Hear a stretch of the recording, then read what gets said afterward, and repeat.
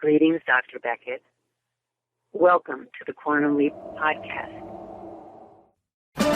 Theorizing that one could time travel within his own lifetime, Dr. Sam Beckett stepped into the Quantum Leap Accelerator and vanished.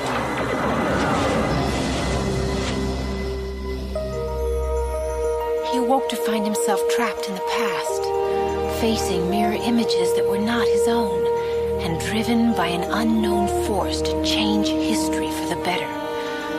His only guide on this journey is Al, an observer from his own time, who appears in the form of a hologram that only Sam can see and hear.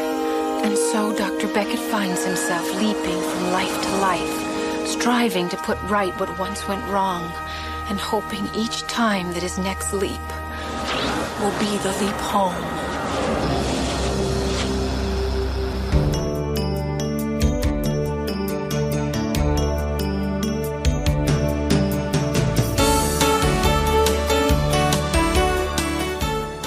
You are listening to the Quantum Leap Podcast. This is episode 141, Revisiting Disco Inferno. Oh, I'd rather be dead.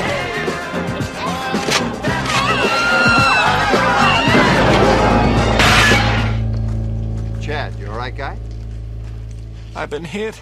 And cut! Cut it! It's good. Sprint that one. I'm a stuntman. Almost a dead one. I told you to check that safety I pad. did. Well, then how come it was moved? I don't know. I double-checked You it. almost got your brother's head caved in. Oh, wait a second. I'm okay. Al, this is worse than anything imaginable. What are you talking about, Sam? You're on the set of a low-budget disaster movie, Disco Inferno, with lights, camera, plenty of action. Where am I?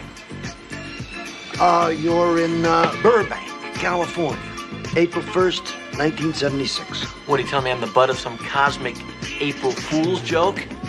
What does Ziggy say I'm here to figure out? Well, before Ziggy crashed, he did come up with one thing. In the next 2 days, Chris is gonna die. He's your little brother. He dies? How? I don't know. Cut it! Well, Cut it! when? I don't know. Where? I don't know. Will you find out? I don't know anything until Ziggy gets fixed. And in the meantime, you just gotta play big brother for a couple of days. Make sure Chris doesn't do any stunts or race any fast cars or, you know, that he doesn't... What? Al, I have a big brother. I was wondering when you were going to remember that. Tom. His name is Tom. How can I forget that I have a brother? The leap Swiss cheesed your memory. Where is he? What's he doing? Sam, you know the rules. I can't tell you any of that. I don't remember anything. Come on, Al, help me. Sam, just worry about the little brother down there who's going to die. 2 days.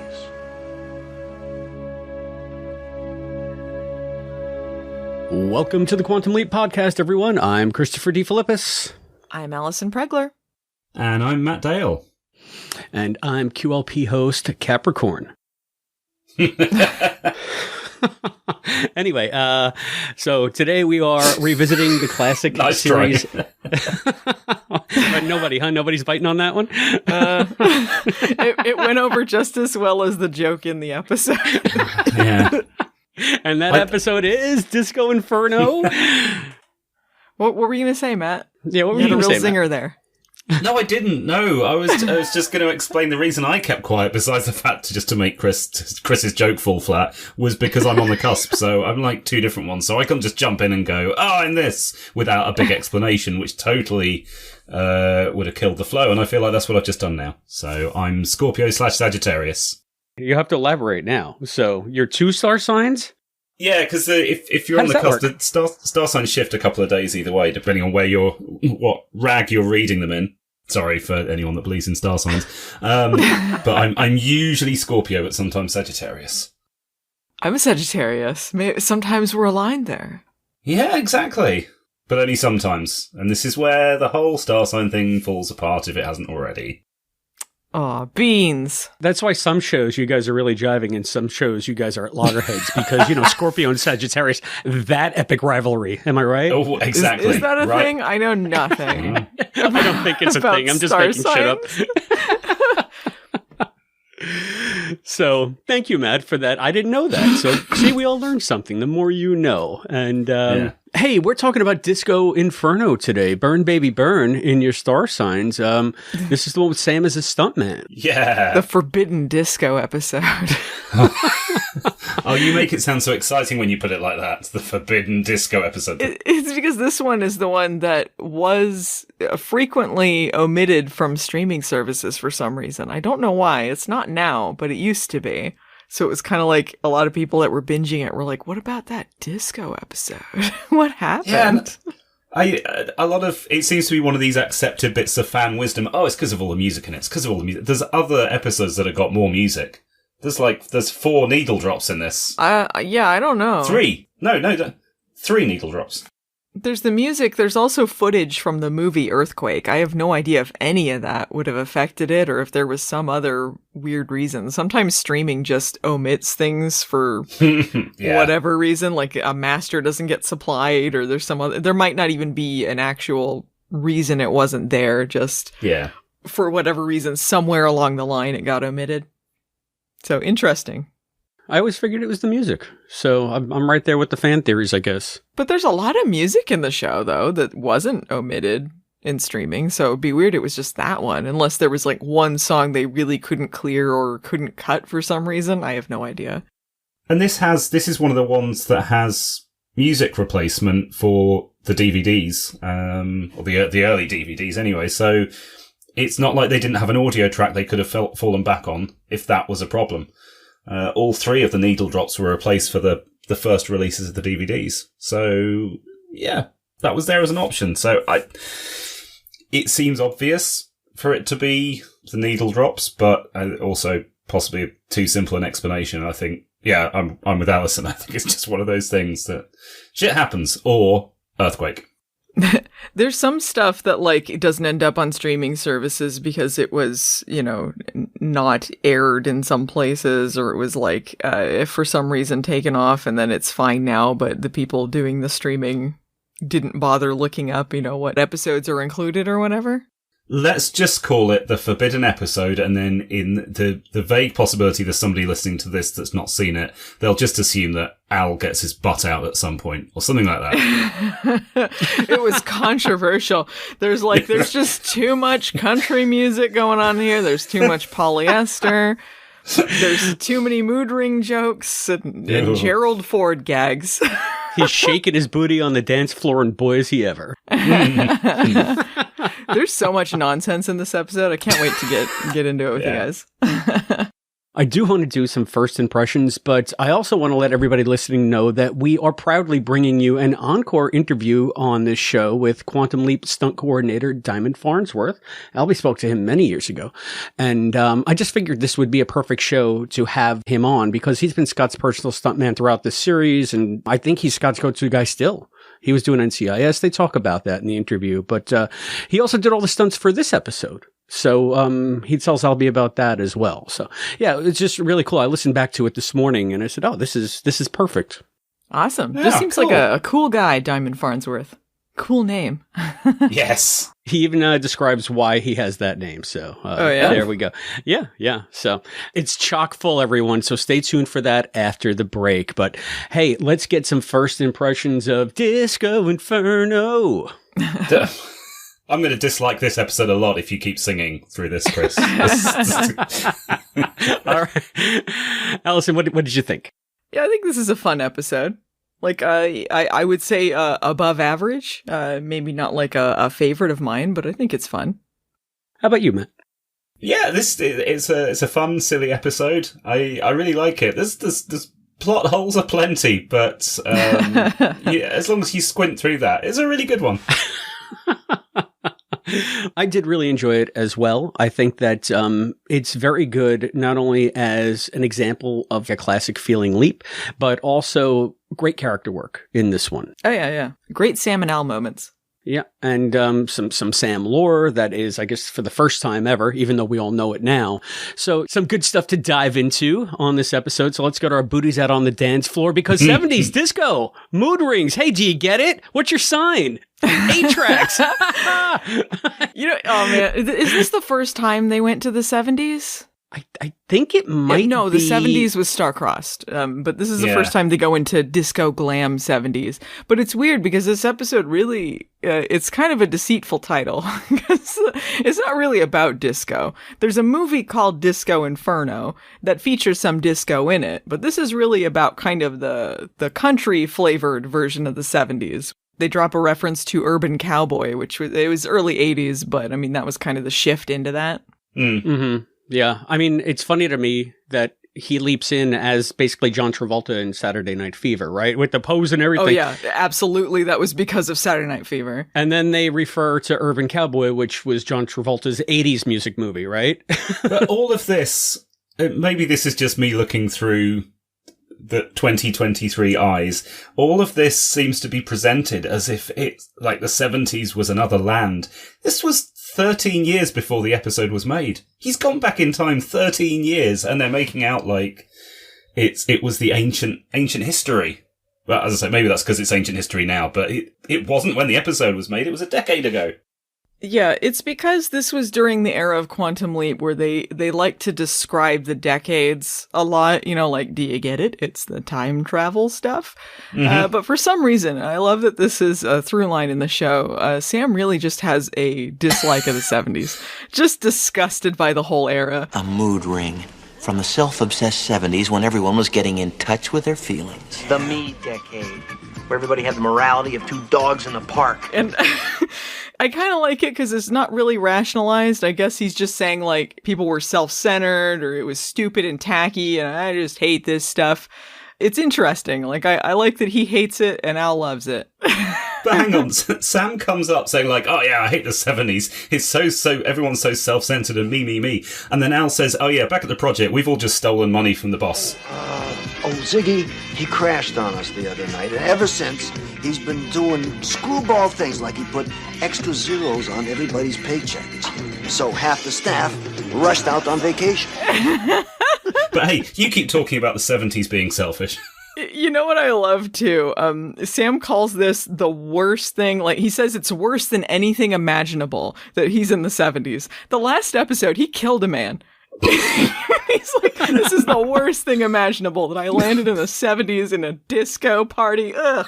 He killed a man last episode. This episode, he wants to be dead. That's what he said. Yeah, I want to be dead. This is the best cold open they ever had. Sam leaps in and he does not know he's on a movie set. We'll talk about that in a second. But so he doesn't know he's on a movie set. This guy comes into this disco, blasts him with a shotgun. He goes flying through a fucking window. This is and then smash cut to credits.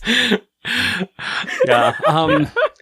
It was a lot. And so this is them cheating, like, big time, right? And this is not the only time they do this on this show. Oh yeah, they don't know how filming works, even though they're filming a TV show. Yeah, right. But it is the first time they've done it, like, chronologically. But we also saw this on Moments to Live, where, right. Sam is on a TV set, but we're not meant to know he's on a TV set. And he doesn't seem to realize that there's a whole, phalanx of cameras in front of him.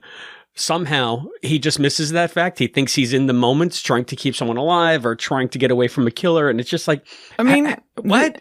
This one to me makes less sense than that one. I mean, they're both nonsense because you have stage lights, you have cameras, you have all sorts of things that would be exceedingly obvious. But at least on a soap opera, I could believe maybe if you were turned away a bit, you would only be seeing this. You would be doing the one take until you realized, oh, this is a scene that we're shooting. This one makes no sense. If you are doing an action scene in a club where you have all of this continuity, you are going to have several different pieces pieced together to make this scene. Like, he would notice he was in a wire. Like, you don't not notice that you're in a full body harness that's going to fling you back. Like, those things are super uncomfortable.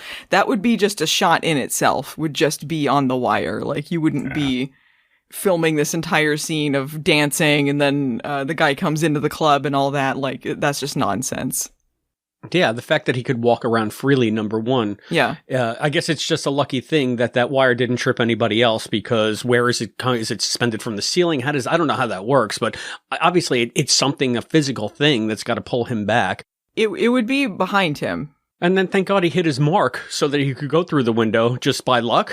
Well, he kind of missed it. They go like over like the dad's mad because he didn't quite hit the stunt mat. So there was something off about it. But I would think if he was that concerned about safety, he would be like, wait, he's walking around, he's doing all this other stuff. That's not part of the scene. That's not part of the stunt. This director is clearly into just shooting real and shooting long shots, because this is... What, is this the same director? I can't remember now. Is this the same director that had Sam doing a fall from what looks like the top of a genuine skyscraper later on in the episode? Is that the same film? No, it wasn't, because that was from the movie Earthquake, which is a real movie. No, I know it's from the movie Earthquake, but is he actually shooting Earthquake within the fiction of the film? Yes, he is. He is, yeah. Because there's a chair that says Earthquake on it, and they might actually say the name of the movie. So there's two shitty directors in Hollywood then, both just going stunts? Well, that just means doing stuff for real.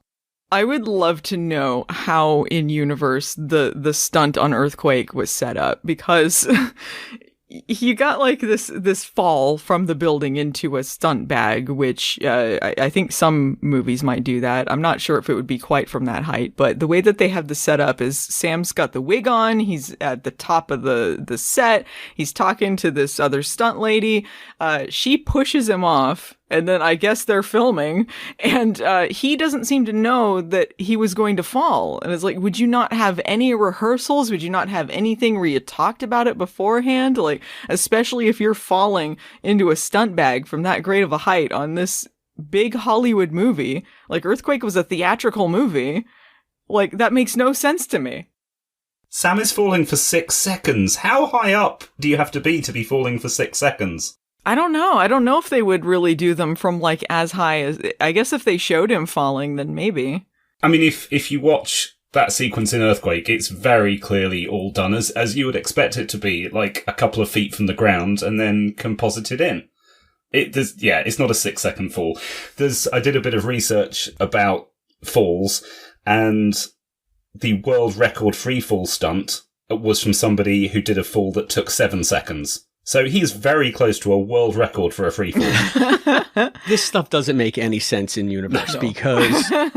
I don't know why Sam wouldn't know what they were doing. What do you think he was going up on that building for? Well, yeah, here's the thing. So he would be prepared. It's so that the viewer is like, oh my God, Sam's going to fall. It's for a cheap act break, right? Mm-hmm. It's so that you can have an act break. But what stuntman comes up behind another stuntman and just pushes them off a building? Yes. Like, in what world does that happen? That. She's like, I don't like you. You slept with me and then didn't call back. I'm just going to push you off. She dies though anyway, so that's all right. Because you can literally see her body. Yeah, no one else hits that stunt bag, so where'd she go? No, you can see her in the corner of the screen, like her dead body just sprawled out on the floor. She fell off and died, so that's all right. Oh well, she deserved it. Once a screamer, always a screamer. Once a screamer, always a screamer.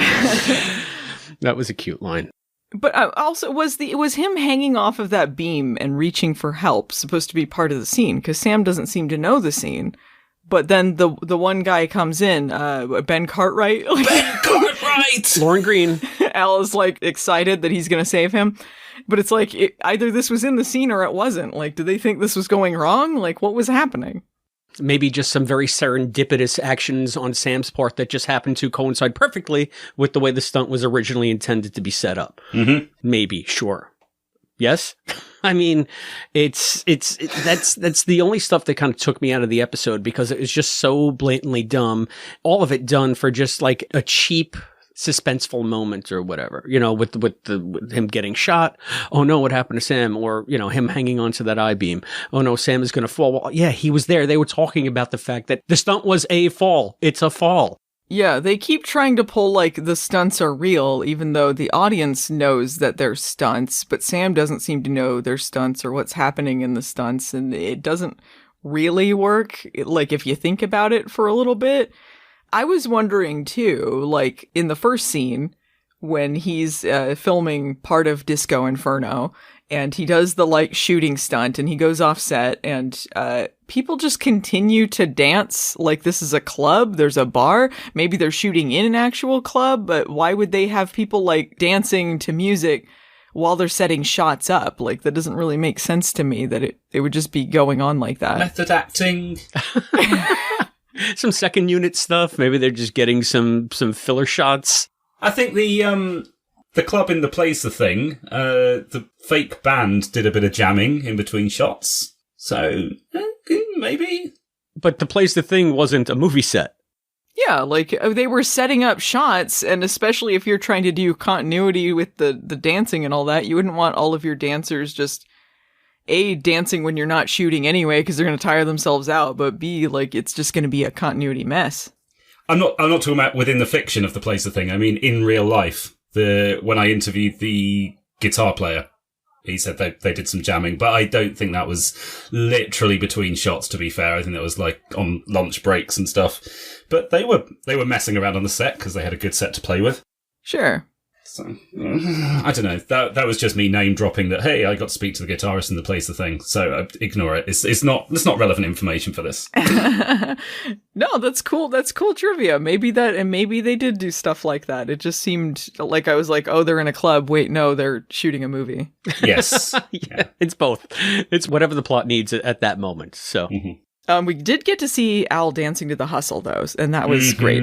Yeah, Al's first appearance in this, it's an old-timer. It's an old-timer, the way Dean does. He killed it in this one. I absolutely adored this. And we got some stuff about Al. Allison, I had mentioned something on an earlier show where I thought that Al had said that Vietnam was behind him and the space project was ahead of him, and that's why he liked the 70s. But you said, no, I think he said the space program is behind him, and Starbright is ahead of him. I had outer space behind me, a Starbright project ahead of me, and I was a dancing machine. So I stand corrected there. I'm sorry that I think I kind of contradicted you on that one. Yeah, this is like maybe one of a handful of times he mentions being an astronaut. Yeah. The only thing that got him laid more was a spacesuit.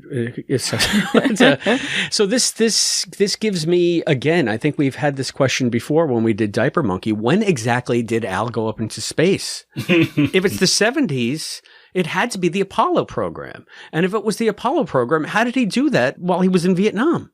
Well, he just said that the space program was behind him. It could have happened pre-fighting in Vietnam. So he would have been in Mercury. He would have been with like Alan Shepard and Neil Armstrong. And I stand by my headcanon. Al's just making it up. Al's just making it up because he was bummed out. He didn't have a great 70s, but when he came out of Vietnam, we saw this or read this in Pulitzer, he just loved everything the opposite of where he was, which was disco, it was tackiness, it was all of the things that Sam hates from the 70s. So if you go in there with that kind of headcanon about why it means so much to Al, I think it adds like some layers to it. It's interesting. Oh, I think it's great. The space geek in me is just like having a conniption as to when did he go up into space? What program was he a part of? I mean, I get why he loves the 70s. Yeah. Because the canon of the show, it's like mid 70s when he came out of Vietnam as a POW. So was it the happiest time of his life? It doesn't really add up. Well, this isn't going to help. This is just going to screw with things further. And I think you guys know this anyway, but just since we're on the topic, in The Wrong Stuff, Al says that when he was in space, they circled the moon and read from the Book of Genesis, something like that, which is, Apollo 8, which was 1968, or in 1968 in our timeline, at which point he's definitely POW. So you could just say it's one of those time things where sometimes in a timeline it's like that and other times it's another way. Like maybe sometimes Al goes to space and sometimes he's a POW. Oh, this is the novel stuff again. You just, yeah. I mean, you have to make up something, because it doesn't really make any sense. Yeah, so I think, and I'm sorry, we might be rehashing this because we did talk about this. Now you're refreshing my memory about the Apollo 8 stuff, Matt. So sorry to listeners out there. I'll get out of this rabbit hole. I'll get us back on track. I think we talked about that about 3 years ago. I think we're good. All right, but it bears repeating because I think this, and like you said, Allison, we hear about it in Diaper Monkey. Did we ever get any kind of reference to Al as a spaceman other than those two eps? There was the pilot, there was this, there was Diaper Monkey. I think that's it for the show. The novels did a little bit, because the last one we read, Double or Nothing, had some references to it. Yeah. But yeah, I mean, it didn't get mentioned that much, and especially after all the POW stuff, I mean, like, the timeline doesn't really add up, so maybe that's why they stopped mentioning it. I'm trying to look through my timeline to see. I think in my timeline I just gave up, and yeah, I didn't try and figure out when it is. I'm searching through my timeline. I cannot find where I settle that he went into space. Thus, I mean, you could pretend it's a fake space mission, because I mean, Quantum Leap is a fictional show, so you just pretend a fictional space mission happened. Oh yeah, but still, when? He was a busy boy in the 60s and 70s. Al would have no time to do any of the things that he says that he's done, because he's a big liar. He hasn't done half the things that he says he's done. I don't buy it. I think he's done it, and we'll figure it out. One day, we will get a cohesive timeline that makes sense. Yeah, the Quantum Leap 2022 is going to be like, we're going to lay it out straight. Here's when Al went to space. It's important. It's very important. It's important to me, damn it. I did love, there's some great Al stuff in this episode. When he shows up in a leisure suit with a man bag. You had a purse. Get out of here, purse. This is a man bag. You owned a man bag? Yeah. My pants were always too tight to carry a wallet. Yeah. He's just so excited. He's like dressing up and dancing. It's just very good because I don't think there's a lot of episodes where he just basically wears a costume. I mean, I guess they're saying this was an old outfit of his, but yeah. The fact that he's like just getting into the time period, Sam sees him dancing outside. Great. And listen, they want to, hit you over the head with the fact that this is the 70s. There's no way Al isn't wearing a leisure suit. And, I don't know how well you guys know this. At that time in the 80s, the 70s had become somewhat of a joke. It was the butt of everybody's joke. Everybody hated disco. Anyway, disco was dead. Long live rock. And a lot of the times, a lot of the popular entertainment would poke fun at the 70s mercilessly. So I think this was just part of that trend continuing because it had such a distinctive look that you can't help but say, look at that. Weren't we all like idiots? Look at those shirts. Look at those bell bottoms. Look at those stupid leisure suits. And then lo and behold, in the 90s, a lot of that stuff came back into fashion. Oh, sure. Yeah, everything comes back around. But I think there are multiple reasons why the whole disco is dead thing happened. I'm not like a historian on this kind of stuff, but from my understanding, part of it is because Saturday Night Fever became sort of a parody. It was such a big movie. Everyone's like, yeah, it's the white disco suit and the one scene everyone remembers, not any of the really heavy dark shit in that movie. But also, disco was really big with gay and black culture.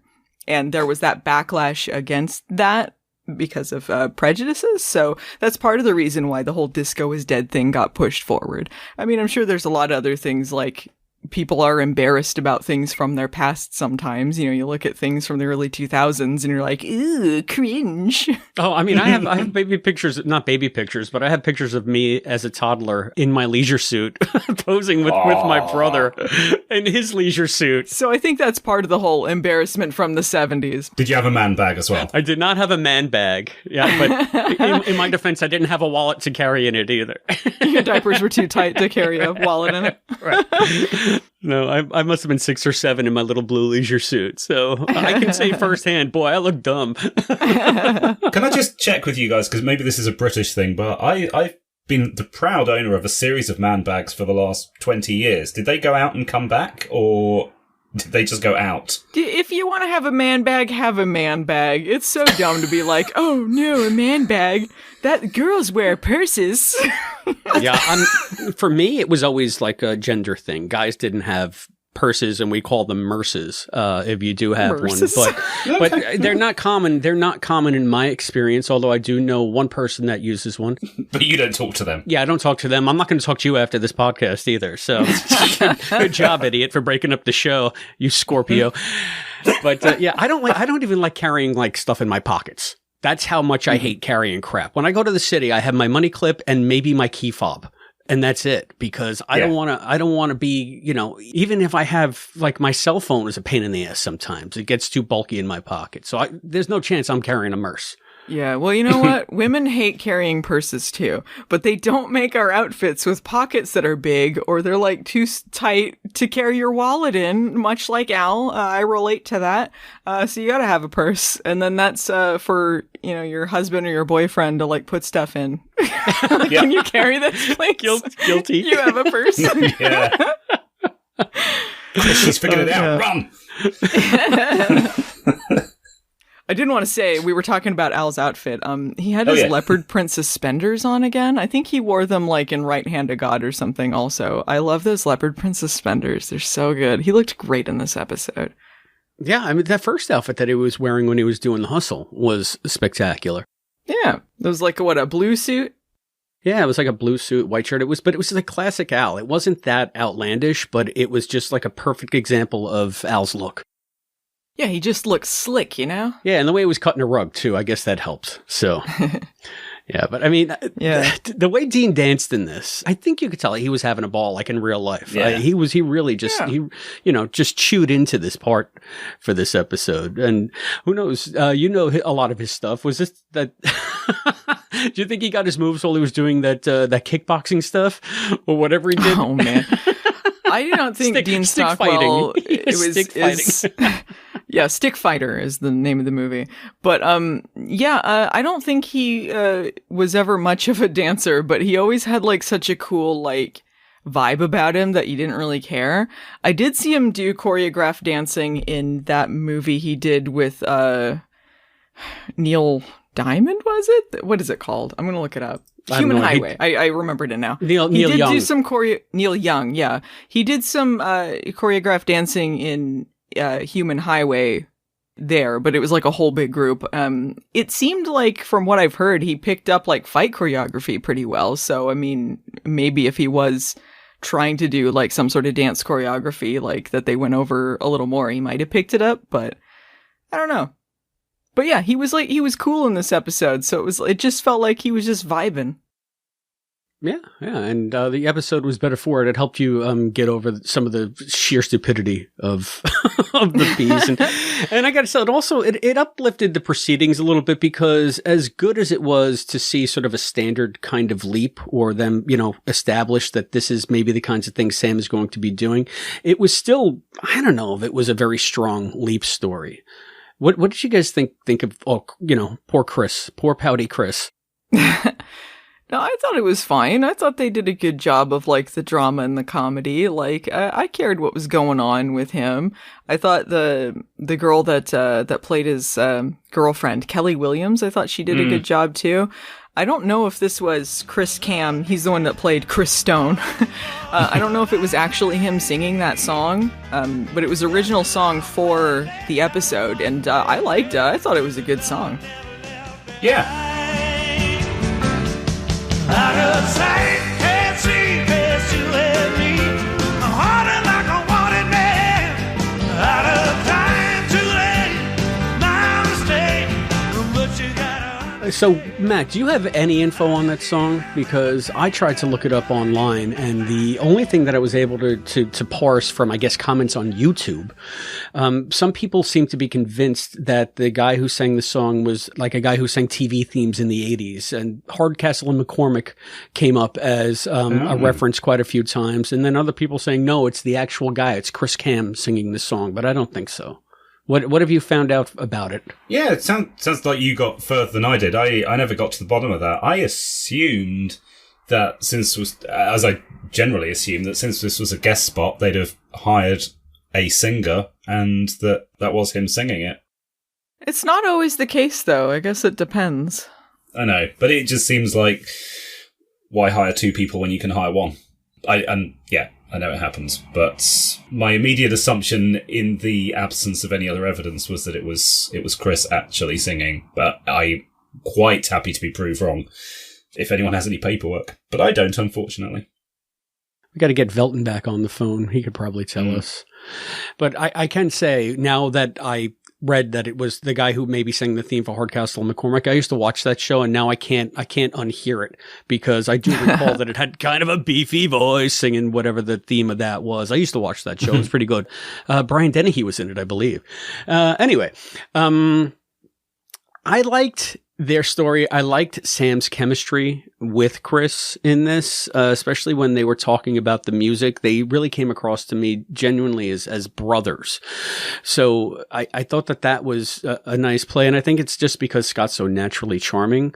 But then you have this guy, he's a grown man, essentially, pouting his way through a date with a woman who's clearly, very clearly into him and not his brother.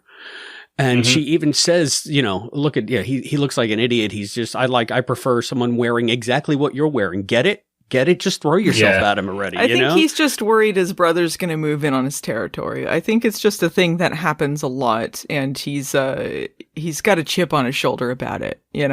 I didn't think it was too whiny, but I mean, I guess I could see how you would maybe not be into it. I thought it was fine. I liked that Sam got to play Big Brother here, and this was the first time we were really kind of informed about, this is the first time we know that he has a brother, because prior to this, we just heard about his sister, Katie. So we're learning all sorts of stuff, which I think stays pretty consistent through the show, which doesn't always happen, so... Yeah.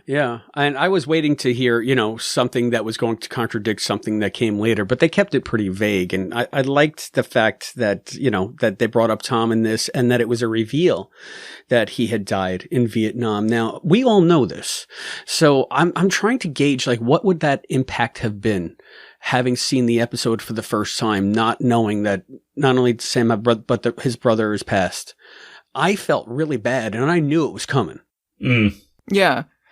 Well, it's interesting when you do know, because I don't remember what my reaction was first time watching it, because I didn't know about his brother when I watched the show for the first time. But it is sad watching it because Al knows, and that Al knows, and seeing all of his reactions to everything. There's this great bit after Sam has found Al dancing outside, and he's still in his leisure suit with his man bag and everything. And Sam's just asking about the leap, and he says, Al? Yeah. How was he killed? Who? Because he's not sure if he's remembering his brother. But you'll see the look on his face, and you're like, oh no! Especially when you know Al's story later, how much that kind of hits home for him. And the fact that he has to hide all this stuff from Sam, it sucks, but you can see him trying to redirect the conversation, trying to keep things light, just so Sam doesn't have to remember this. The one thing that, watching this back, knowing everything that's going to come later, the one thing that bothered me is that Al has that line, this is the one part of your memory I was hoping you wouldn't get back. Not his wife or anything like that. We're fine. We're fine with that. But he just doesn't want him to remember his brother. But yeah, Donna. Whatevs. Well, maybe they were at an iteration of the project where Donna wasn't there, and she wasn't there until Sam left again, and then he remembered her. I don't know. I mean... Maybe Al is just lying again. He's just maybe he'll think that's the only big secret, and he won't dig any further. Oh, cunning. But yeah, I totally agree with everything you guys just said. There's some fantastic Al stuff there. It's just I had that niggling in the back of my head this time round that there's going to be more stuff that we're going to find out that Al is hiding from him. Al's a big fat liar, always hiding stuff. Yeah, and it kind of I have to be honest with you. I mean, I have a brother, and we have never been that close. We're actually much closer now than we ever were growing up, and it kind of annoyed me after a while that he kept on reminiscing about his brother. It's okay, we get it, all right already. But I guess they really wanted to set up for that payoff, for that twist, that he was now dead. Yeah, Yeah, but I mean, also, like, he was close with his brother. Like, he was a hero to him.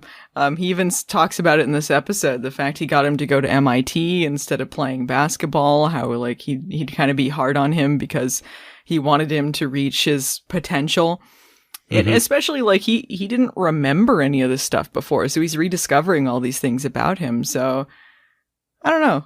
I guess that's why he's so enamored with it, you know? Yeah, and I just felt it was a little heavy-handed at times based on my own experiences having a brother. And so that's nothing. That's my experience. I'm not saying it was bad. And I really like the fact that they also say that Sam is a good athlete here because maybe he wanted to... I thought he was out of shape. That's what Right Hand to God told us. He didn't know how to box or nothing. Well, he was probably in good shape when he was 16 or whatever, 12 or whatever. Yeah. They even kept that up, like that continuity stayed. The fact that he played basketball, he was never as good as Tom, but he was pretty good.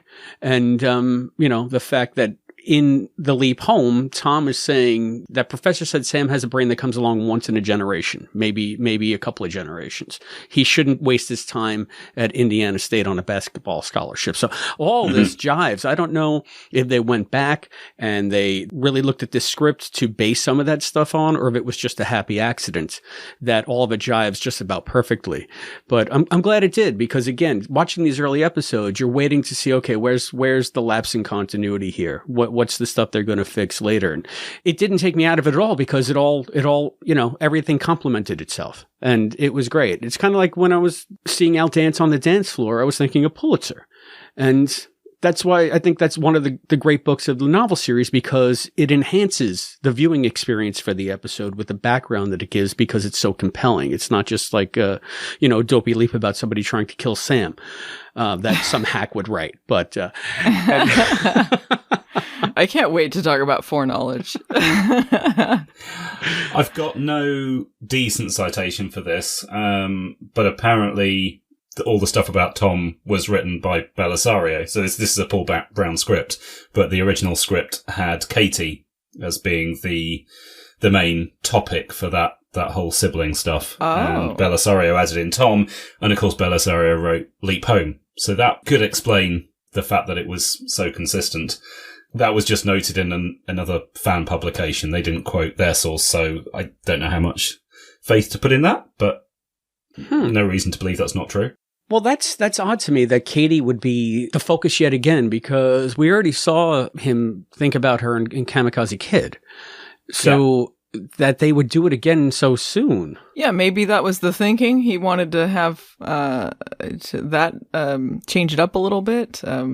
Presumably when it was being written, that's the only sibling he had. So that was sort of how you relate the story to Sam as well. The fact that he has a younger sibling that, maybe he was hard on her or something. Maybe that was the idea that, he's the big brother. And then they're like, no, wait a minute. What if he had another brother and his brother passed away, and then he's kind of learning what it was like for his brother?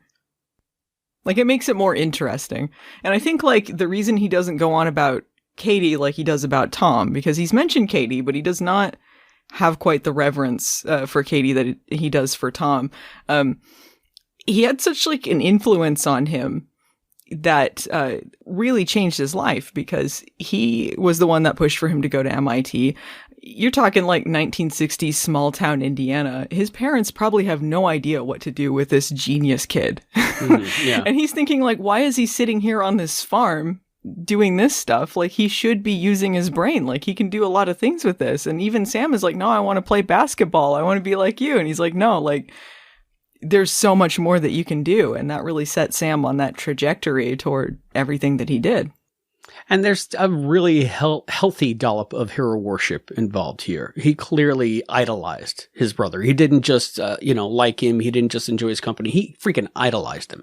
So, I mean, that I think helps with how heavy-handed a lot of these reminiscences seem to me. But again, it really works in the context of the story and in the context of the series. So, I mean, that's just a personal nit that I had with it, but it's still really great. And I guess maybe I was jealous. I wish I had a relationship like that with my older brother, when we were growing up, instead of always fighting and always being at odds with one another. But, hey, So that could make a good episode too.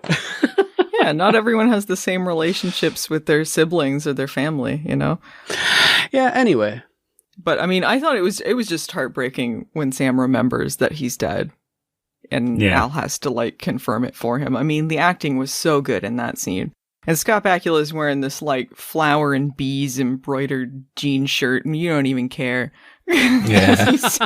he's so sad. And then they at the end, when Al brings the picture to him of him and Tom together, and they got like, I don't know, some pre-Photoshop cut and paste jobby where it's like, it's Scott Bakula, like all tiny in a big suit next to his brother Tom, and then Sam tries to hold the picture and he can't. Yeah. And then when Al says he'll hang on to it for when he comes back. Yeah. It was so good. It was a great moment. I don't know that was clearly in Sam's office or something. Where else would Al have gotten it? So him saying he's going to hang on to it, I'll put it back where I found it, Sam. I'm sorry if I don't want to puncture the emotion out of the experience for you, Allison, but that to me was a little bit weird. It's like, where did you get it and why are you going to hold on to it? Did you fly to Elk Ridge? He's making that promise. It's going to be there for him. Like he can hold it eventually, even though we know what happens. Yeah. But he's even like giving him little tidbits, even though he's going pretty hard on the I can't really tell you much about your life, Sam, before they just kind of throw that out the window later. And, he's telling him stuff like, you don't have a dog, stuff like, he's throwing him little bones, like, all right, I'll tell you a little bit. And Sam's sitting there like, no, it just gets lonely over here. And Al's like, well, you got me. I thought that was nice too. And it's funny because right in the last episode, Sam's ready to just, give everything up and walk away. And I don't need the project. In case you haven't noticed, it's God leaping me around, sir. And this one, he's just like, I'm homesick.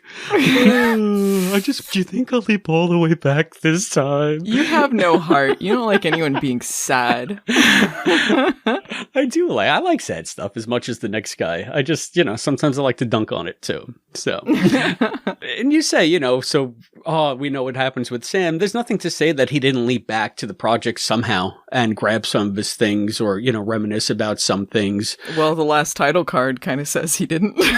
Well, he never returned home. That doesn't mean that he didn't do something incognito, I suppose. I like to think that maybe he checked in every once in a while with people. Yeah, that's the way I look at it too. I mean, there's no way that Sam isn't at Al's funeral in some form.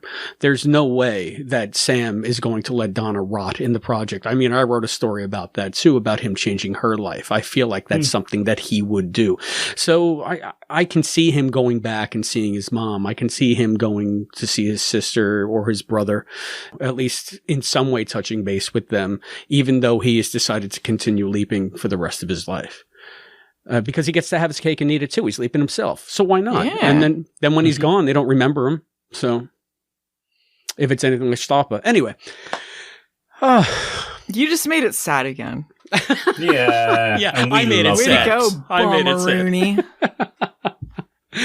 Well. Because we were talking about the family relationships in this episode. They have the stuff with Sam and Chris as his temporary little brother, but he also has to mend the relationship between their dad and them, because the dad's also a stuntman. He's training them both to be stuntmen, and Chris just wants to make him proud. But he has dreams of singing, but he doesn't think he's going to go anywhere with that. And his dad doesn't want him to. The dad's motivation appears to be, and correct me if I'm wrong, the little brother was born as a preemie and his mom raised him weak. So after the divorce. He's got some preemie prejudice going on. And so that's why he'll never. That's a weird one. Yeah. I mean, well, listen. I was born 3 months premature, and I can tell you personally, I'm a weakling. I'm a complete weakling, and I needed this guy to raise me. It was so stupid. It was so stupid. The guy was just an abusive drunk. He was just an asshole.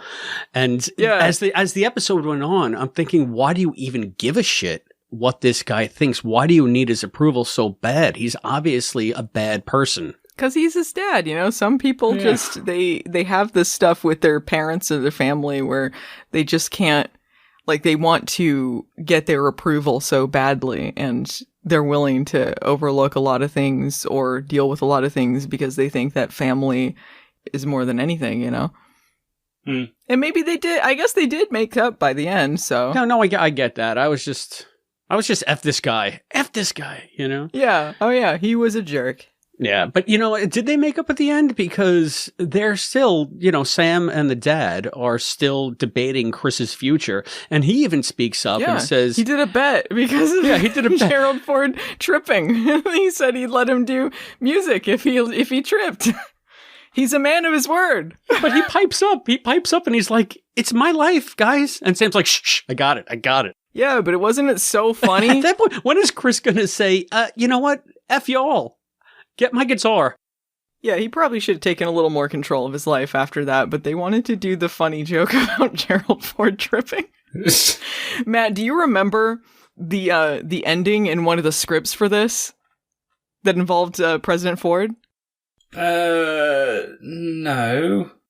There was one version of the script where they're actually there when it happens, and like I think it's like Sam's eating ice cream or something, and then he drops the ice cream, and then that's what he slips on.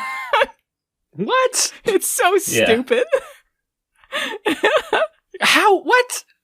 Yeah. Let me see if I can find the script. But how would he be like on like an airfield where a presidential jet has just landed, like Air Force One? What? You got me. You know, just eating an ice cream cone. Like, what? I'm looking for the script. I'll see if I can find the ending there. Give me a second. I'm racing you for it. One of us will get there first. Oh, this is fascinating. We'll see who had Disco Inferno. Yeah. Was it the transcription via Al's place, or was it the one that I scanned? The scan. Yeah, it's your scan, which... You guys are such nerds. I'm cutting all of this. Okay, we have a couple drafts of this. The one that I got... Yeah, I've got it open now. Okay, so right after they rescue Chris and at the whole thing, they have the mood ring joke, and then, here's the last scene. Exterior, college campus, Ford Rally Day. So it was a rally at the college. A warm spring day. We see red, white, and blue streamers and posters that read Ford 76. Angle on Ray, Chris, Shannon, Sam, and Tracy. They eat ice cream cones and wait for President Ford to arrive. Chris is on crutches, but otherwise healthy. Shannon, Ford could arrive here any minute. Ray, you really think that peanut farmer has a chance against the president? Sam, hey, who can predict the future? Shannon, somehow you did. You knew Chris was going to get hurt. Sam looks at Chris. Sam, call it brother's intuition. Observer's voice, and trusting a friend. Wider angle to include Al. He's standing inside the cordoned off area. Sam turns to Chris and looks at him for the last time. Chris sees the look. Sam hugs him. Chris, what was that for? Sam, for being my brother.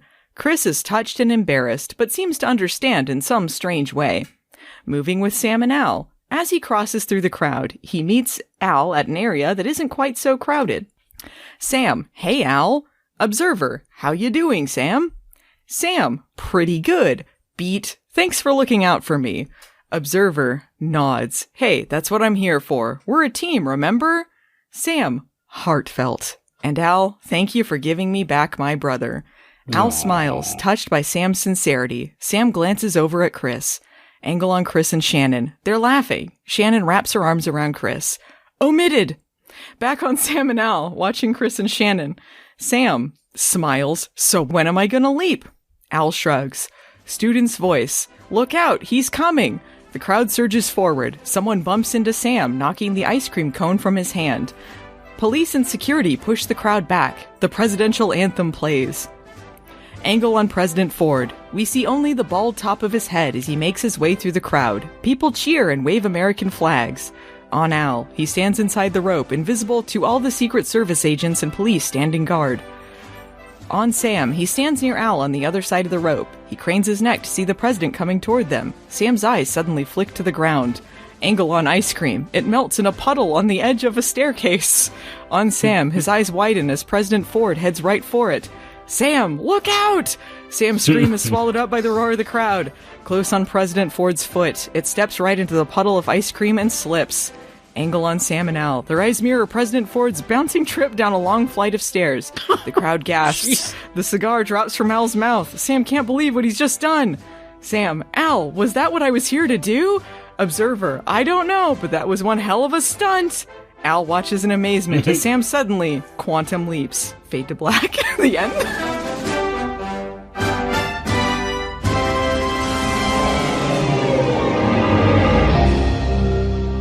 And from this, what we learn is that Sam has a reputation for being terrible at saving presidents. Feel free to cut that down how much you want, Chris, but... It's all gold. Yeah. I mean, it's terrible, but it's gold. That's a stupid ending. That's stupid. It's a much more elaborate. It's too expensive, that ending. You got to get extras. You got to do a crowd shot. You got to get a Ford impersonator. You have to do another stunt if he's falling down an entire flight of stairs. So, and it reminds me too of like that scene in Blind Faith where they have the bad Beatles stunt stand-ins going by, and like it just feels a bit too much. Like Sam doesn't always have to be exactly there at that moment in history or whatever. I've got this really clear visual in my head now as well, because like seasons 2 through 5, the opening credits end with that classic shot from the end of this episode of Sam giving the thumbs up just as he leaps. And I'm imagining in this alternate history, seasons 2 to 5 ends with Sam dropping an ice cream cone and going, whoops, and then the logo comes up, created by Donald P. Belisario.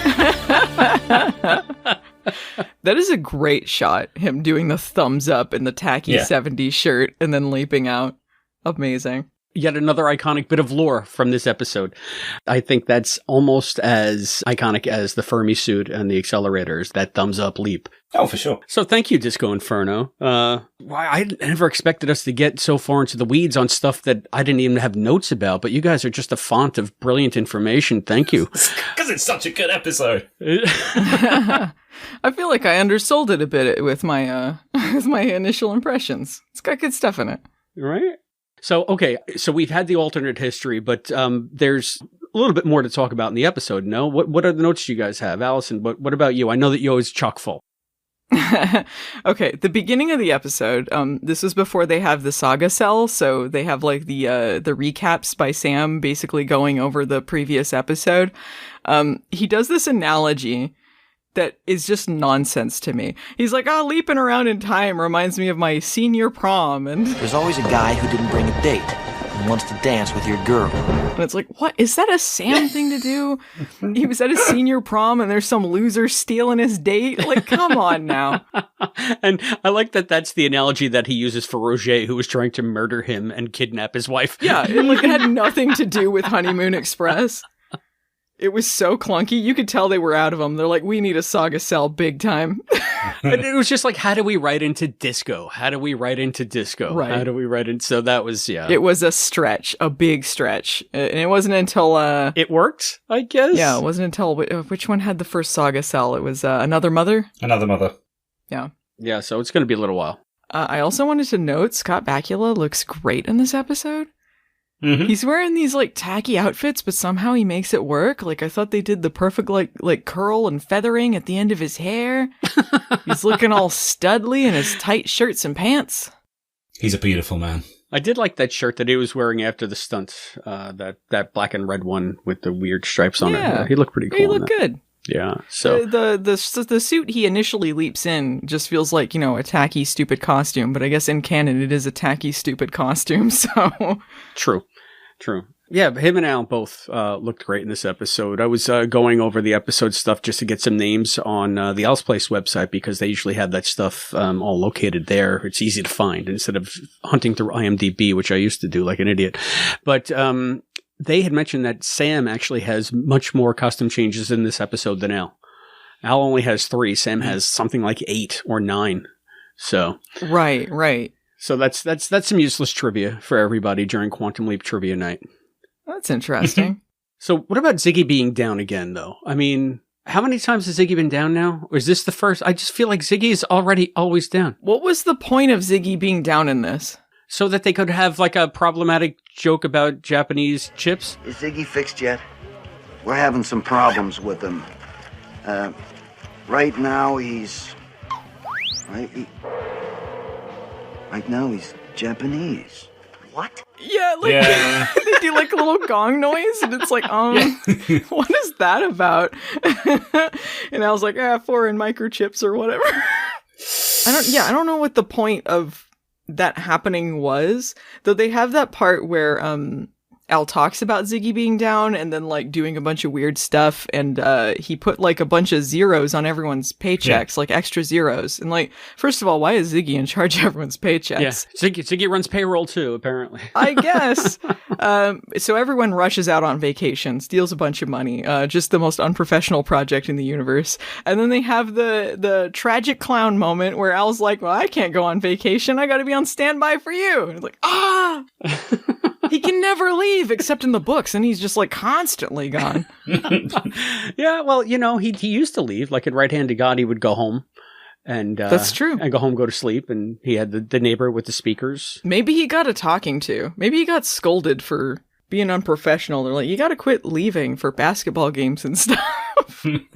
Donna had the frying pan. She's like, you have to watch Sam. So maybe he did. He used to go home. He used to just go screw off and do whatever he wanted to do because he thought Sam will be home this next sleep. We're still trying to get him home. You know, call me if he doesn't get home. But now they realize, we're in this for the long haul, aren't we? All right, we better set up some quarters or something for me close to the imaging chamber, I guess. Well, he kept going home, but he was watching cable TV, and then he saw this movie on cable, and it was a stinky movie, but it gave him some research for this, so really it helped in the end. You know, I think I saw this movie once on cable. We're talking 2 thumbs down. He saw this movie, 2 thumbs down. I think that was before Project Quantum Leap, but anyway. You never know. They could be running a crappy old movie on cable. He doesn't have cable. They don't get cable at the project. It's a secret project. He said cable. He said he thinks he saw... Oh, you're saying they wouldn't get it? They're too cheap for cable at the project. They didn't find any money in that $44 billion or whatever. Who are you gonna bill? Who are you gonna bill? You're gonna get the cable guy up when the signal is down? Come on. Ziggy can steal some cable. There's no cable at the project. I will fight you on this. Listeners. They got a satellite dish. Listeners, weigh in. Is there cable at Project Quantum Leap? I say no. I didn't know you had such strong opinions about, you know, what kind of TV service they would have at the project. I don't think they have any TV service. They'd have to have satellite or something, right? What kind of signal are you going to be getting, like, that far underground? Exactly. There's no TV at the project. It's a barren wasteland. Everybody's miserable. I think Al meant that he saw that on TV like years ago. Yeah, I just mean, you know, when he was fucking off, then he saw that, and then it turned out to be helpful in the end. Anyway. Yeah, I like he gave it 2 thumbs down. He just watched a crappy movie, and it came up. He got to see the making of this crappy movie. Yeah, now, I just realized who I'm talking to now. Of course, this is the part of the episode that you notice. Somebody dunking on a bad movie. I thought it was funny. I just love the visual of Al, like, watching this stupid movie on cable. But you know, when you're watching a stupid movie but it's so compelling, you have to keep watching, like, so. Yeah, I mean, you've never felt closer to Al, right? Yeah. He said he was starstruck through the episode, like he always wanted to be in the movies. I think that's consistent with Catch a Falling Star, where he loved the theater, he loved being in the limelight. Yeah. They also had a really fun visual of him in the flames when they have the rescue at the end. Like, he's just standing around in the fire, and they do these, like, cool hologram effects of, like, a beam falling through him and just casually looking at it. They're trying to, again, show you the hologram aspect of his character here. I thought that was cool. Like, I love when they would do stuff like that with him as a hologram. Like, he really, like, nothing can hurt him, so he could just be anywhere. And so it's an interesting visual seeing him there. And there was a joke in there, too, I feel like gets missed most of the time because it's kind of smoky on the set, so you can't see him that well. But while those flames are around him, he's trying to light his cigar with a lighter, but it's not working. No, I didn't notice that. We have to go back and see that. Yeah. That's really funny. That's pretty funny. So, good Al stuff, good hologram stuff. Although there was a step down in quality for sure, you could tell. This is one hell of a composite shot here. Yeah, they were still doing it on film, but you could tell it was an effect, but I thought it looked pretty good. just on that topic, although this is far less amusing, but it just reminded me, in terms of jokes about the fire, there's also, again, something that you can't necessarily immediately spot. Chris, for whatever reason, has got a whole load of newspaper clippings on his wall. I don't really get why that is, but he loves his newspaper clippings, and one of the newspaper clippings is "Fire rages out of control in Midtown." I don't know if that was an intentional throw forward to what's going to happen. But... Oh, sure. It definitely was. Foreshadowing. It's kind of subtle, but it's cool. Yeah, I think that's cool. Yeah, I noticed that as well, and I thought it was a little weird, but I thought maybe it was like press clippings for the movies they've been in or something like that. But the fact that he's just got a random newspaper headline about a fire downtown. What? Yeah. Yeah. Yeah. He just wants to keep up with the news, maybe because he was into like news and politics and stuff like that, just like Shannon. Yeah, could be. Sure. Why not? I always hang newspapers on my wall to keep up with the news, so makes sense. Yes. It's not that they're going to be out of date in a day. Yeah. It's just, yeah. This fire happened 3 years ago. I'm still interested in it. He's writing a book about it. Maybe he just thought, the aesthetic. Maybe he's writing a song about it. That's it. He's writing a song about it. These are tragedies, and he's a country music artist. So he's finding sad things to write about as a country music artist. There we go. All right. Headcanon resolved. Let's move on.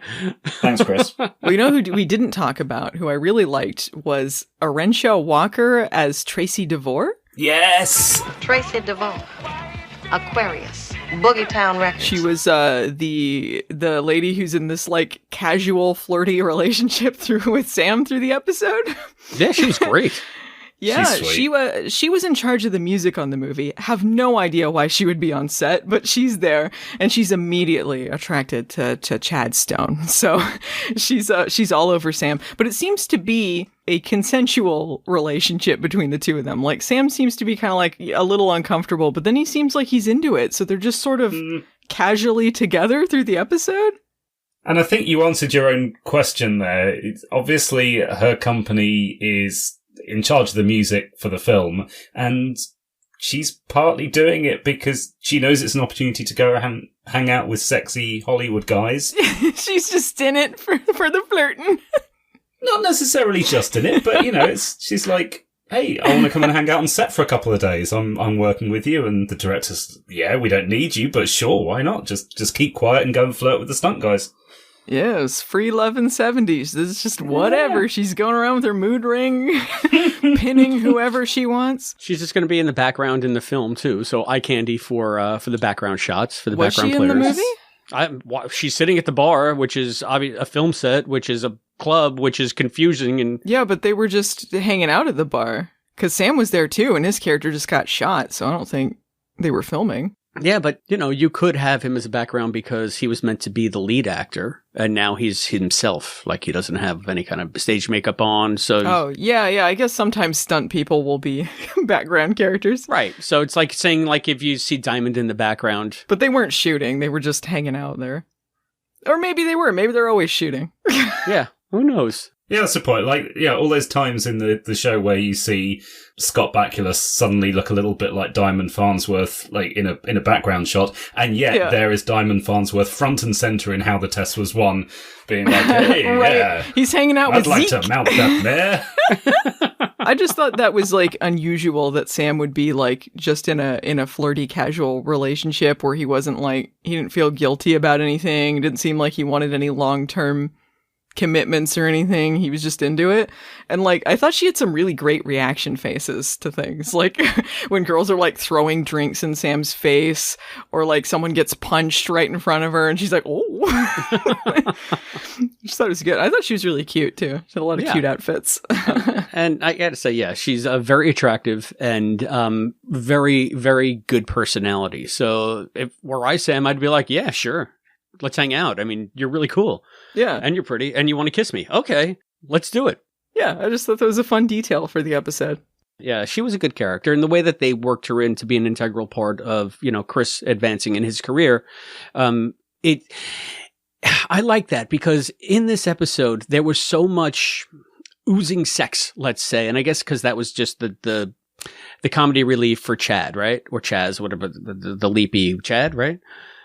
Chad. Chad. So at times I said to myself, Jesus, did Tommy write this episode? Because every woman is like an oozing sex bot or has slept with Chad or think he's dynamite. Yeah.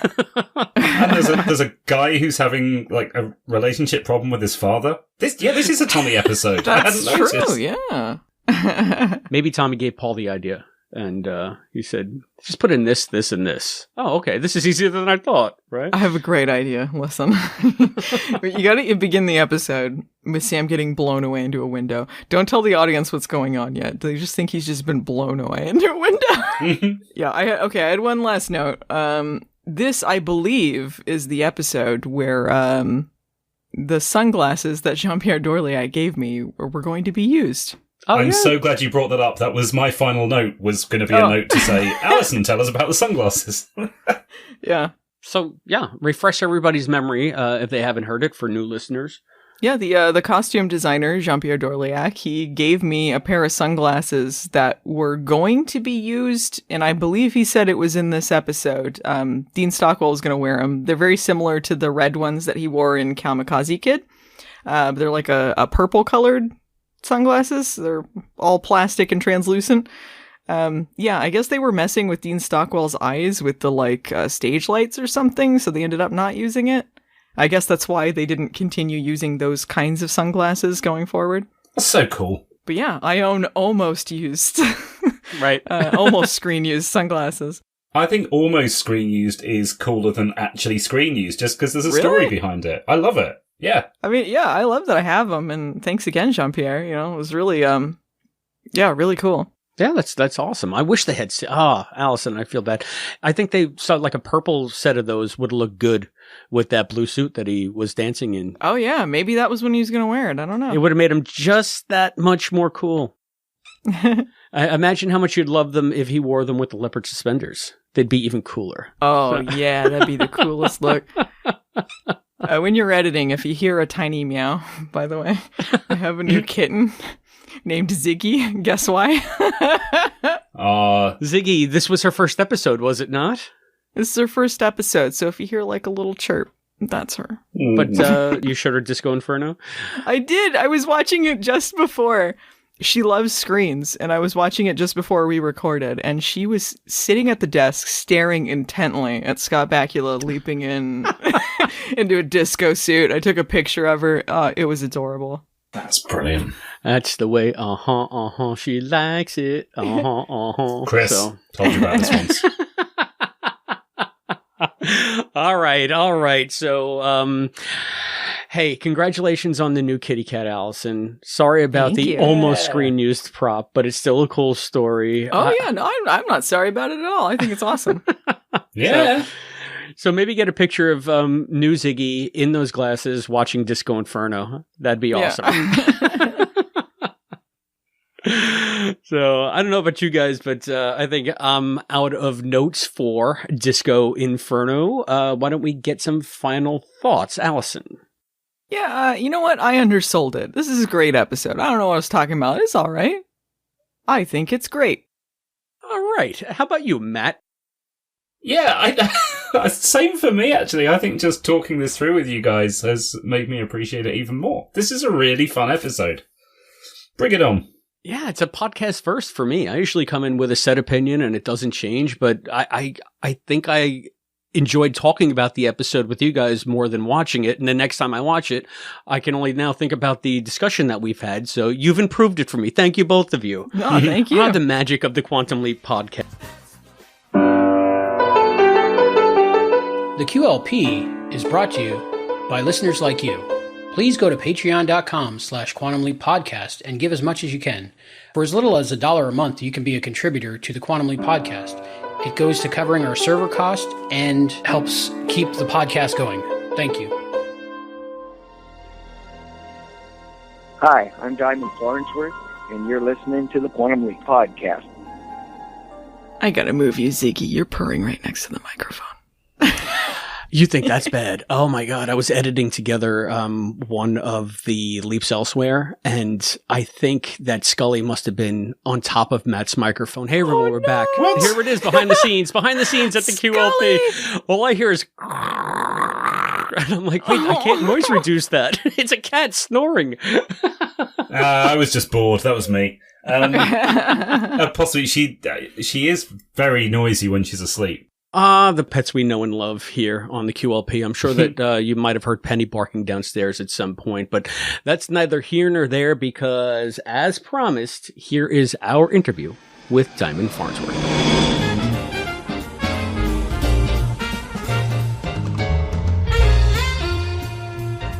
Diamond Farnsworth, how you doing? Good. How y'all doing? I'm doing very good. Excited to talk to you. I want to find out a lot about you, about your career, about how you got into the business and everything you've done in the business. And of course, I want to talk a little bit about Quantum Leap. Why don't we start at the beginning? How did you get into stunt work? I got into stunt work by my father. My father was a stuntman, and then he became a big actor, Richard Farnsworth. So I got in a long time ago. The first movie I did was The Ten Commandments with Charlton Heston in 1955. Wow. I led a donkey crossing the part of the Red Sea behind Heston. So that was my first way in. Wow. That was quite a while ago. So, and then when I got out of high school, I went with my father on a movie called Paint Your Wagon, Lee Marvin and Clint Eastwood, to do stunts. And that's when I started doing stunts. When I came back from there, I started working on all the shows back in the 60s and the 70s.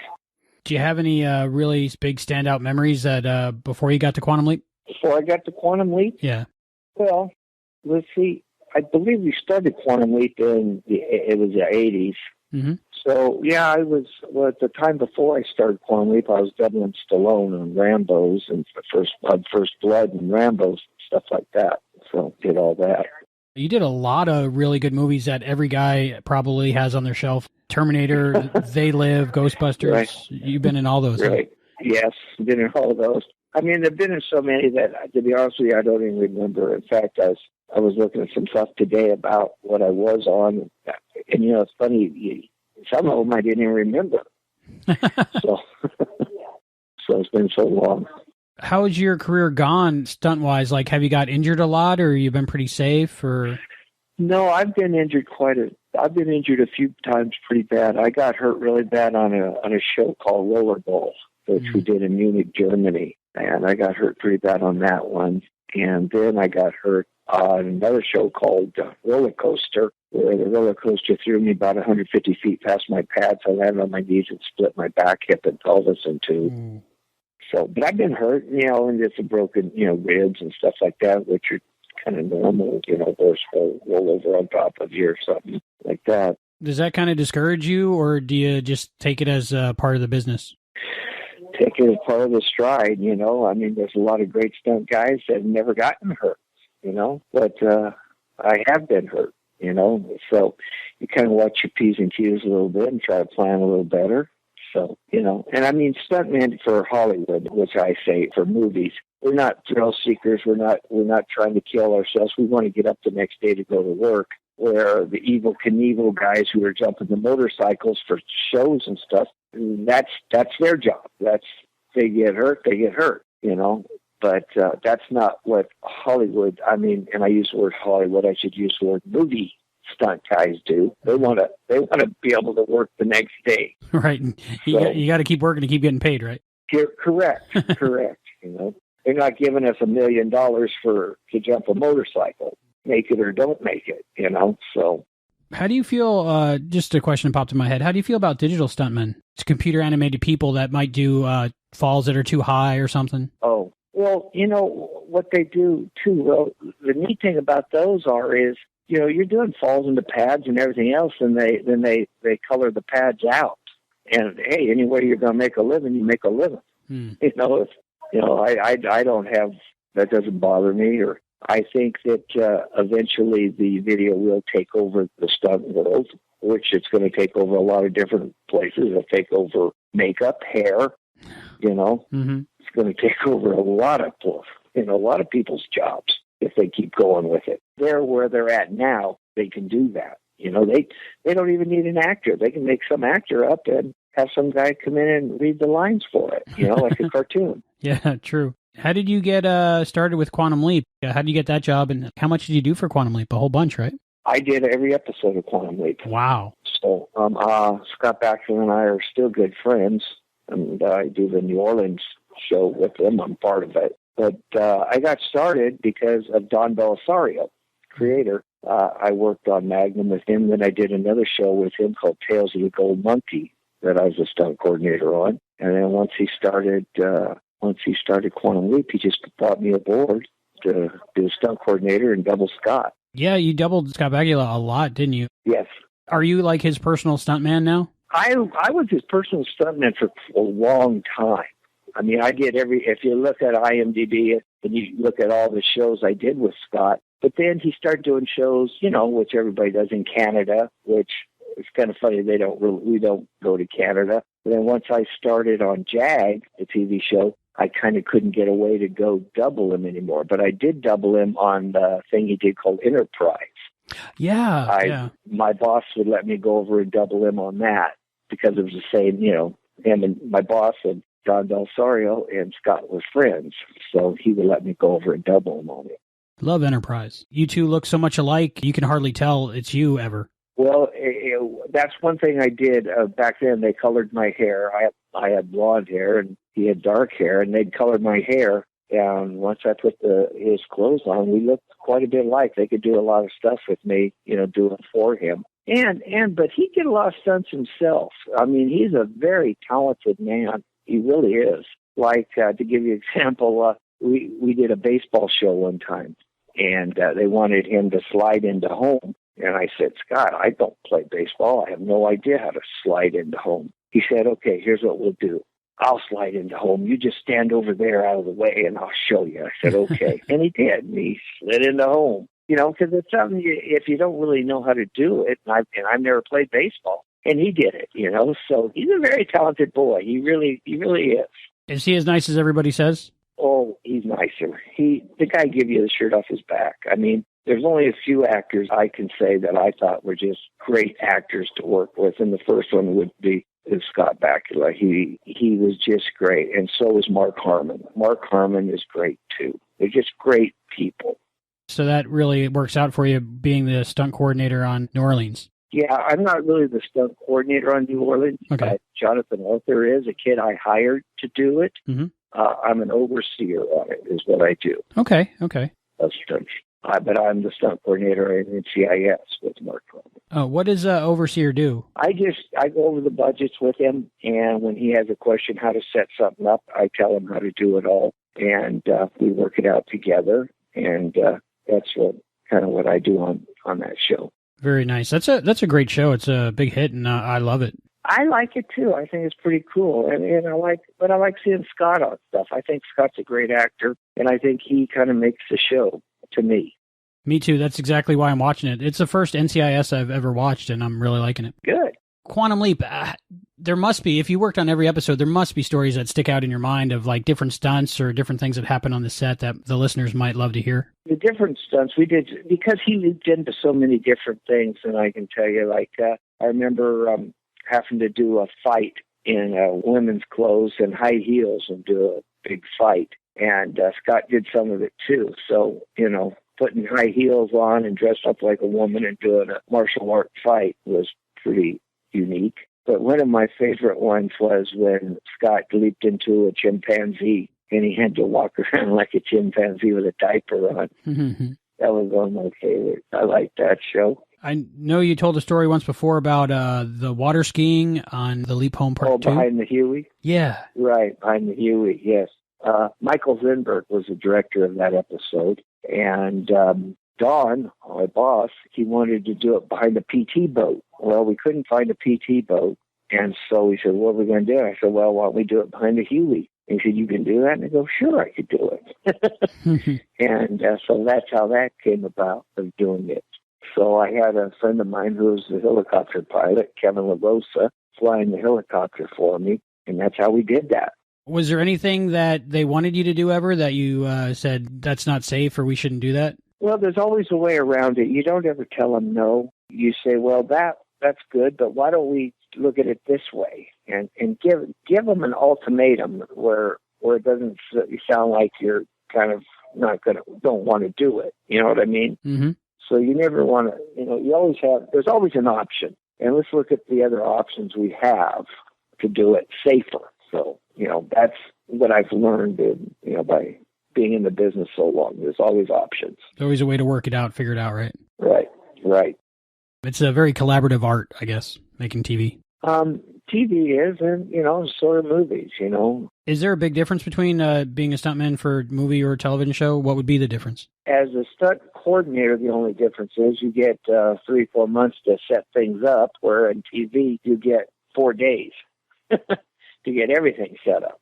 Then you're going to go do it. So, to me, if you can do TV, you can do any feature in Hollywood anytime, because you're constantly, when you do TV, and this goes for all the department heads of TV, you're shooting one episode, and then you're breaking down the next episode at the same time. So when that one's done, you start the next day, you start the new one, and you have to be prepared. So you don't get a lot of time like a feature you would. But you still have to be as safe as possible, right? Correct. Well, that's the main thing. Safety now is the most important thing. There isn't a piece of footage worth getting anybody hurt. I agree. What did you think personally of the stuntman episode of Quantum Leap, Disco Inferno? Well, I had a big part of it, so I thought it was fine. I mean, it kind of reminded me of a little bit of Hooper and all those other shows they do. Fall Guy. Yeah, it was kind of like that. So it wasn't it was a good episode, but it wasn't my favorite episode. Were you kind of like a impromptu technical advisor for that episode about stunts and things? Well, I actually did some things. I did the Dublin Scott when he got shot with a shotgun and goes flying back through the stained glass window. Right. And then I did the fall through the top of the building, coming through down with that fall. So I did quite a bit of stuff on that for Scott. That's awesome. So that fall from the building, the way it looked in the episode, it looked way too tall for any stuntman to do safely. Did you notice that when you were watching the show? No, actually what it was that was done in 2 parts. And what happened was they took a shot, I believe it was from Earthquake, the movie Earthquake. Mm-hmm. And I believe it was Bob Yerkes who did that fall. And then I tied it in with the shorter version of busting through the glass and then hitting the pads, which they intertied it to. Yeah, it looked really good. I thought the funny part of that episode was where Scott had the wig on to make him look like the actor, even though it was the same color as his hair because the person that he was in had different color hair. It was very funny. Right. Things like that. So what really stands out in your career that you really are proud of, something that you worked hard on and it came out great and everybody loved? I would have to say there's a lot of features, like First Blood, Dublin Stallone in First Blood, and probably Dublin Stallone and Rambo. Those stand out. A lot of people, when I go and talk things, they always ask about those. And I mean, but there's so many features I've done, coordinated and did that, that mean a lot to me too. But those are the two that really stand out. First Blood and Rambo, were they like good sets to be around? How was the whole environment, directors, and Stallone himself? Oh, they're all fine. They're all good. Everything's good. That's yeah, good. Do you remember what you did on They Live? On They Live. You know what? We were running around. I remember running around and getting shot at and stuff like that. I do remember that part of it. But there was a lot of different things we did too, and it just, it was so long ago. Yeah, it's quite a bit. And after a while, shows start running together. Some people say, well, I would remember what I did. Well, you know what? I talk to other stunt guys, and they don't remember what they did even. So it just isn't me. How often would you say that there was stunts in Quantum Leap? Was there at least one per episode, or were some more heavy and then some not? I would say almost every episode we had something to do. Every episode. That's good. If you looked at them, you can see something happening. If it's just driving a car fast or whatever, when he leaps in, something usually happens then, so. Did you have any female stunt persons on Quantum Leap? Sure. Yeah. A lot of stunt girls on it. Did you have like a whole team of people? I have a few people that I use all the time. I use my daughter. Her name's Courtney, who I know you know. Mm-hmm. I've used a girl by the name of Donna Evans, who I use on almost everything I do. I use Donna. And then I use Marguerite Happy. There's a lot of girls that that I've used on Quantum Leap, and I still use them on the shows, That's great. Today on NCIS and stuff. Without giving any spoilers away, any NCIS New Orleans stuff coming up, like big stunts, maybe? There's a few stuff coming up. There's some really good stuff coming up, but I really, until it airs, can't talk about it. Okay, I understand. No. It's just that, that's the whole idea. They don't want to spoil it for people. You shouldn't. Right. You shouldn't, people say, oh, why did he say that? A lot of action on that show, so that's good. A lot of action. Well, every time a new show starts out, there's a lot of action because it gets the people involved. And then after it starts taking off, it'll start slowing down a little bit. How is it on the set there? Like, is Scott liking his new part? I think Scott likes his new part. I think he's having fun with it. And like I say, only my opinion, I think Scott's one of the best actors around. I mean, here's a kid, not a kid anymore, but here's a guy that can, I remember when we did the Elvis episode. Remember when he leaps into Elvis? Mm-hmm. He went to our prop man, George Torres, and he said, can you get me a guitar? And George says, well, yeah. So he got Scott a guitar, and in a week and a half, Scott learned to play it and sing the song and play the guitar. Oh, wow. Now, you tell me how many guys can do that. He's committed to the art, definitely. Yes, he's definitely committed, and he's a great dancer. He's a song and dance man. He did Broadway, and to do Broadway, you have to be back then you have to be a song and dance man, and he is, and he remembers his dialogue. He practices. I mean, when he comes to work, he knows his dialogue. He's very good about that. He gets to play the piano on the show now too, which is exciting. Yes, he's a piano player. He has a gorgeous home with a gorgeous piano in it. So I know he plays piano.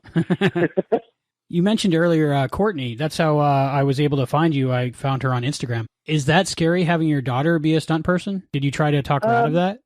No. She started at a really young age. She started, when she was a little girl. So she's grown up with it, same as I did. So she kind of knows what she can do and what she can't do. But, she worked on Kindergarten Cop and stuff like that when she was younger. She did a Michael Jackson video. Oh, which one? Him. I don't remember which one. If you go on her, it's on her. You can go on IMDb and look it up. Okay, I'll check that out because I'm a big Michael Jackson fan. So that's pretty cool. Oh, okay. Yeah, we both worked on it.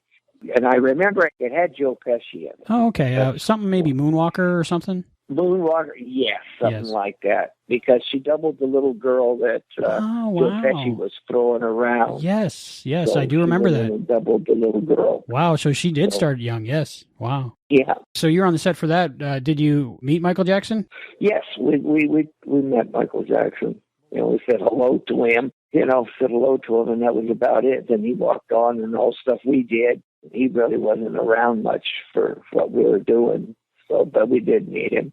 Courtney got to meet him. Well, that's exciting. So, going back to Quantum Leap, was there any situation you were put in and you were just thinking to yourself, how did I get myself in this situation?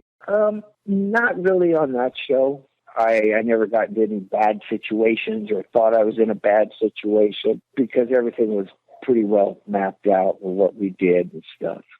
So, not to say it hasn't happened. Can you tell us a little bit about it when it did on other things, maybe? Well, when I was doubling Stallone and he was up on top of that cliff, getting ready to jump off, and I looked down, I said to myself, what am I doing here? Stuff like that. Yeah. And then once they say roll them action, that goes away.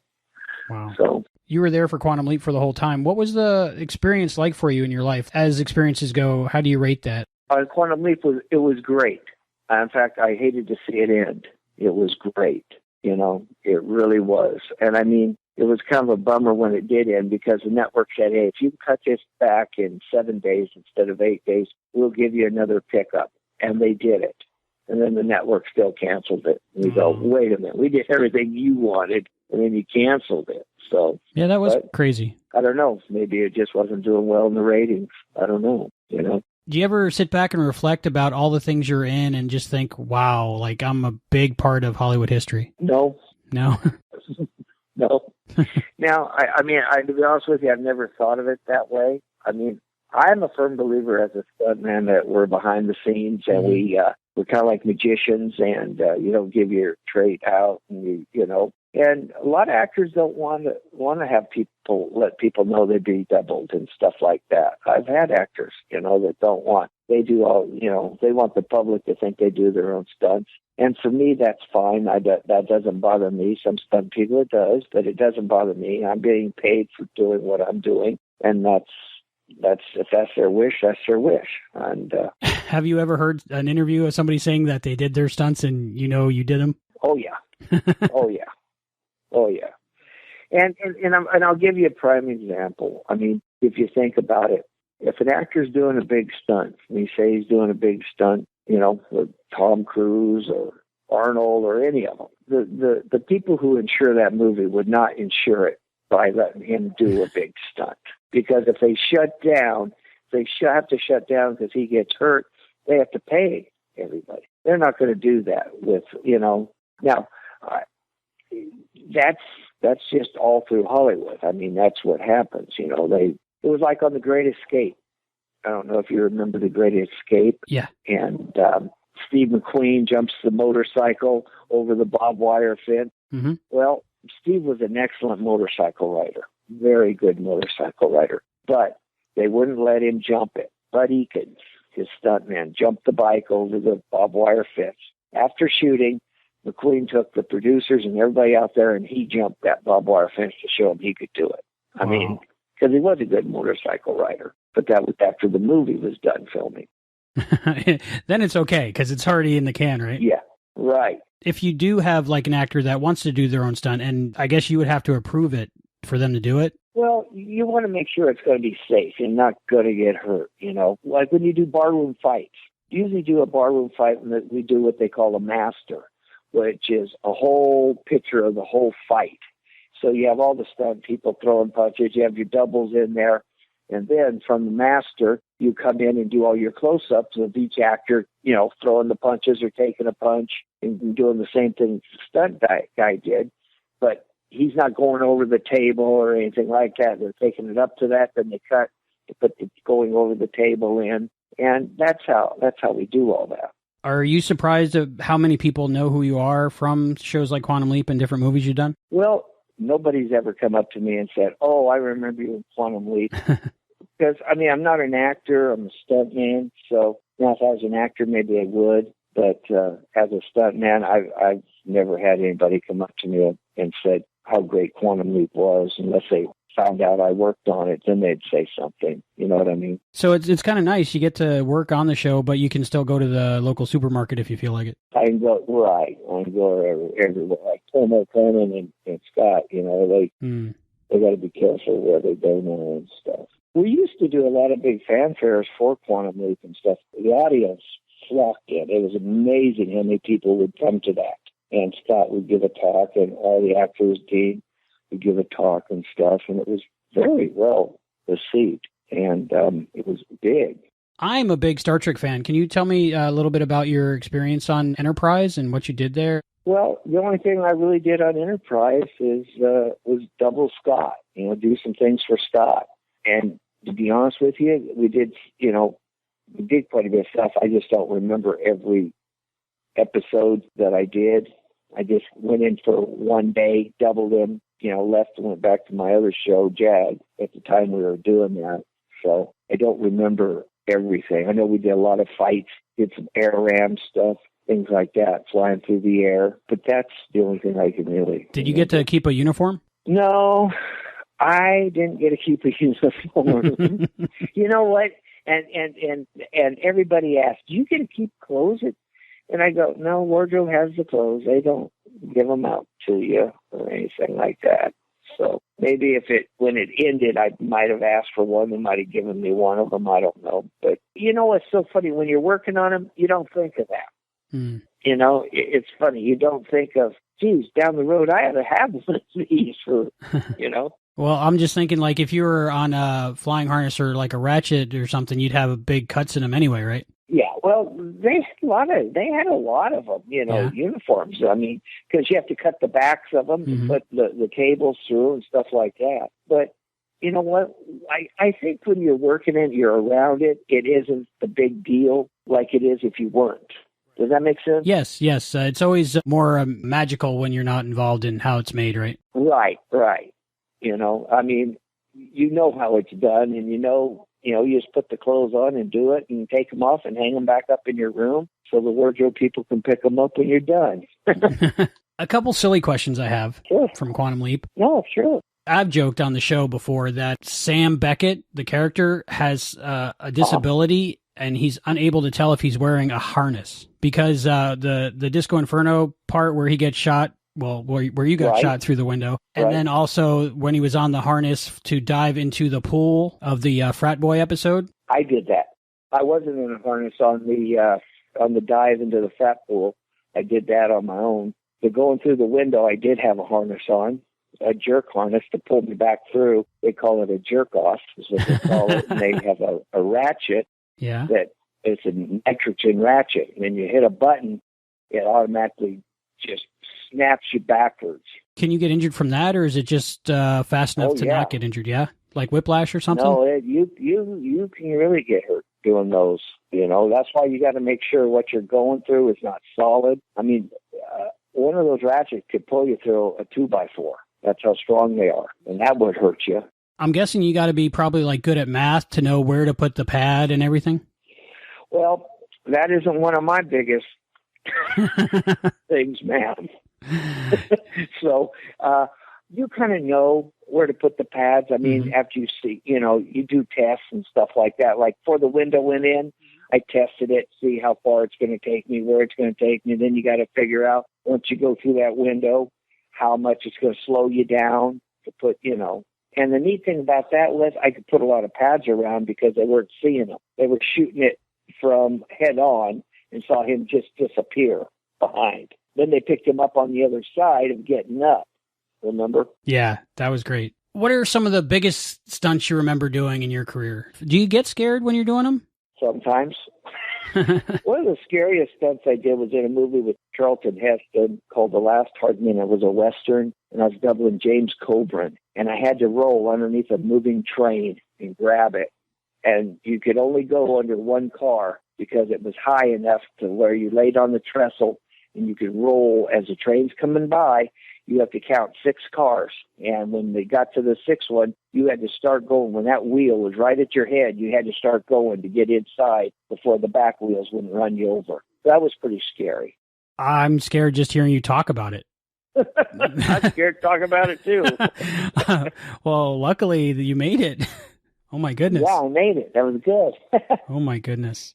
Was there ever, in Quantum Leap, was there ever guys dressed as girls for the stunt persons, or did you always get a girl for them? Because a couple times they didn't look quite like girls. No, to double stunt when he was a girl? No, I mean for the female characters, like jumping off a train or in the back of a laundry truck. We'd always, if it was a female girl, we doubled it with a female. Okay. I didn't use guys or, in the old days they used to do that. Nowadays, we have plenty of girls to do all that. So, if it's a girl doing a stunt, a girl double will double her.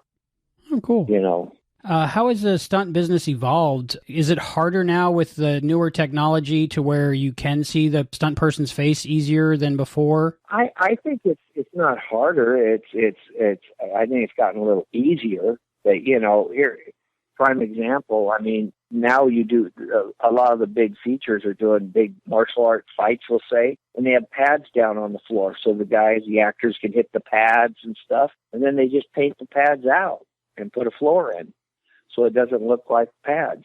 So that's easier than just hitting the ground like we did all the time. That's really a good thing that you can add more safety now because you can just paint it out. Right. That's awesome. Right. How has other technology helped in stunt work? What do they have? Descenders now that they didn't used to have? Right, descenders, right? A descender, sure. A descender is a cable you hook to yourself and you can come off of a building and it will let you all the way down and just about 4 feet before you hit the ground, it'll stop you. Big features use that. We used that on JAG a few times. We used a descender of doing the fall off of an aircraft carrier into the water. But, there's a lot of, safety airbags are gotten better now. But I'm a firm believer. I still like falling into boxes. And that's where, the old-time stuntmen, learn to build boxes and fall into boxes. Because airbags you can bounce on a little bit or tweak yourself, or boxes drop you right straight down. It's kind of nice. Is there too tall of a fall that you can't do because of just like, say, terminal velocity? I think anybody that's trying to go over 100 feet is ridiculous, because nowadays with the lenses they have now, they can make a 50-foot look like a 300-foot fall, really. Yeah. The long lenses and stuff. So there's no need. And if there is a need for it, then you put a person on a descender. And now they can paint all the wires out and everything too, right? Correct. They paint all the wires out. Do you ever watch your work back, like when it's on TV or in the theater? Do I ever watch it? Yeah. Sure. Yeah, I'll go to things and watch them. Have you ever seen anything like you wish that they wouldn't have showed that shot or that angle to give away maybe the wires or something? Well, no, because now, I mean, like I said, they paint the wires out. You can't really see them. And in the olden days, they painted the cables so you couldn't see them on film. So, no. I mean, I'm sure there's been one or two things I go, wow, that looked kind of dorky. I wish we didn't do that, But everybody's critical about their own stuff too, Mm-hmm. Or why'd I do that when I should have done this? So, I guess, I have done it. Where did you get your nickname Diamond? Because I'm a girl's best friend? No, that isn't it. But I got my nickname. My real name is Richard Farnsworth, same as my dad's, who was a stuntman actor, Academy Award actor, actually. And his nickname when he was a rodeo cowboy was Diamond Dick. And when I was born, they announced over a loudspeaker that Little Diamond was born. So all his friends called me Little Diamond. And I just grew up with it and kept it, That's awesome. So that's how that came about. Overall, are you very pleased with your career and everything you've done? Oh, I couldn't have asked for a better career. I've been very blessed. I mean, I work every day as a stuntman, and that's kind of unheard of for stunt people to work I've worked every day for over 30 years. Wow. So I've been very, very blessed and very lucky. Thank you for being part of our show. Oh, thank you for having me. Appreciate it.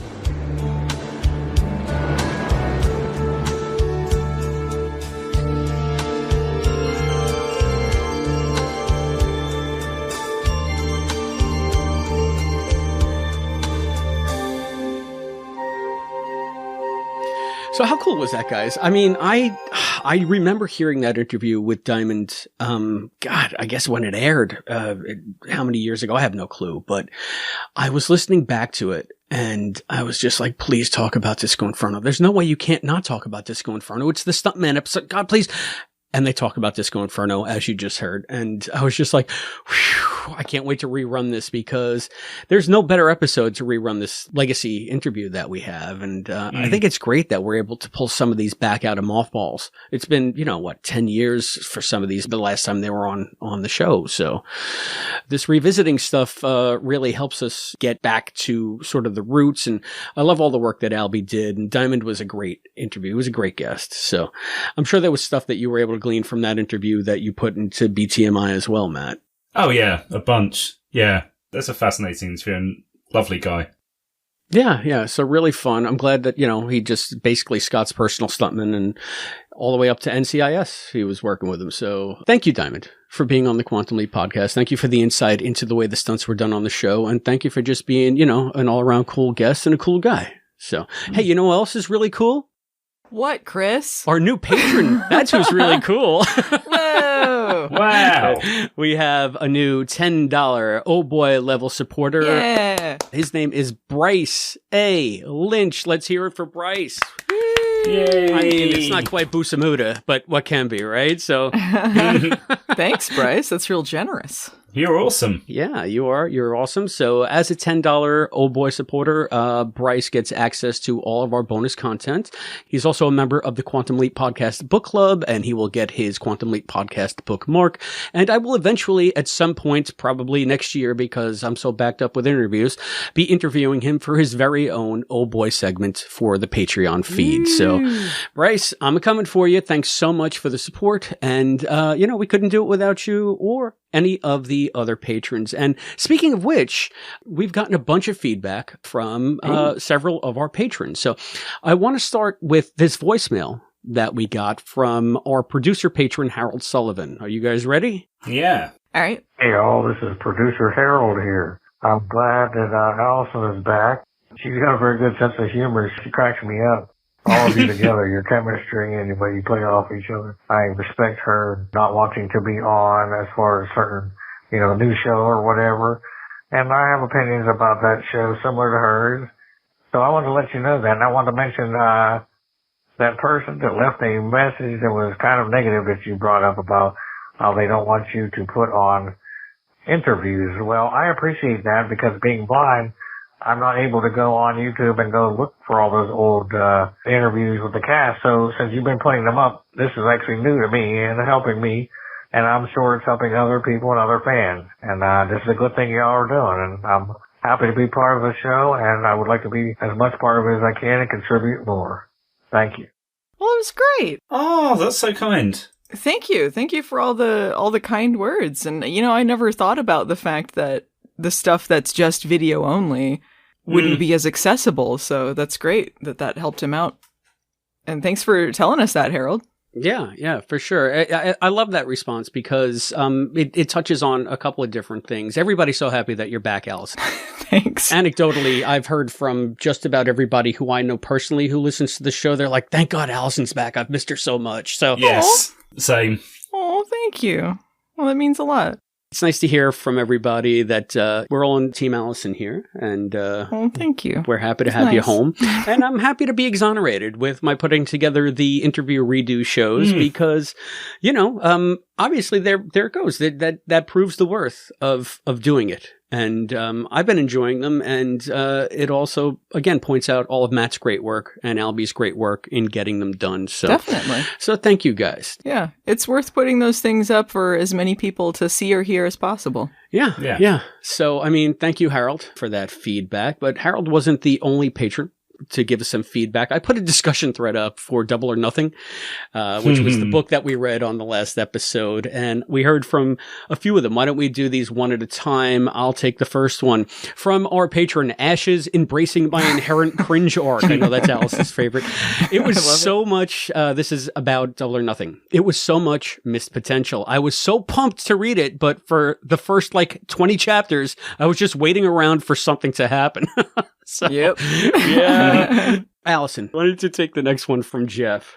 All right. Jeff Kiska says, I think you all hit the nail on the head. It was a great season 5 style wacky gimmick, but ultimately just didn't deliver on the premise. I agree that actually involving Al in the leap and focusing on his interactions with the two versions of Sam would have been a very compelling story, but ultimately it was just two mostly disconnected leaps with Al just doing his own thing in the future. Thrumming his fingers on the table and thinking about eating in 0G and getting angry. What else can I fill the page with? And Michael Gleason said... I recognize Michael Gleason, hey. Michael Gleason has some very similar words to say. Michael says, I like the concept, but oh boy, this one was a turkey. Sam being split in twain sounds fun, but not only separating him from Al, but not having the two Sams interact until way too late in the book killed any potential the book had. I have sympathy for how it must have been a hard book to finish given the situation, but I'd rather they scrapped it altogether. Definitely a low point for the novels. Wow. Wanting projects scrapped altogether. Yeah, that's something else, huh? I feel like this is the novel that everyone seems the most agreed upon. I think all of us thought that the same thing. I don't know about scrapping it all together. That's pretty hardcore. No, I just mean everyone seems to have the same points. I guess scrapping it all together. I don't know. There's one or two things that were worth it. I like how he says it's a low point for the novels, not the low point for the novel. So there's always hope that there's one worse out there. I know Allison has her crosshairs set on one. I feel like there are definitely worse ones in the We've range. got foreknowledge coming up, don't we? Yeah, foreknowledge. Come on, Chris.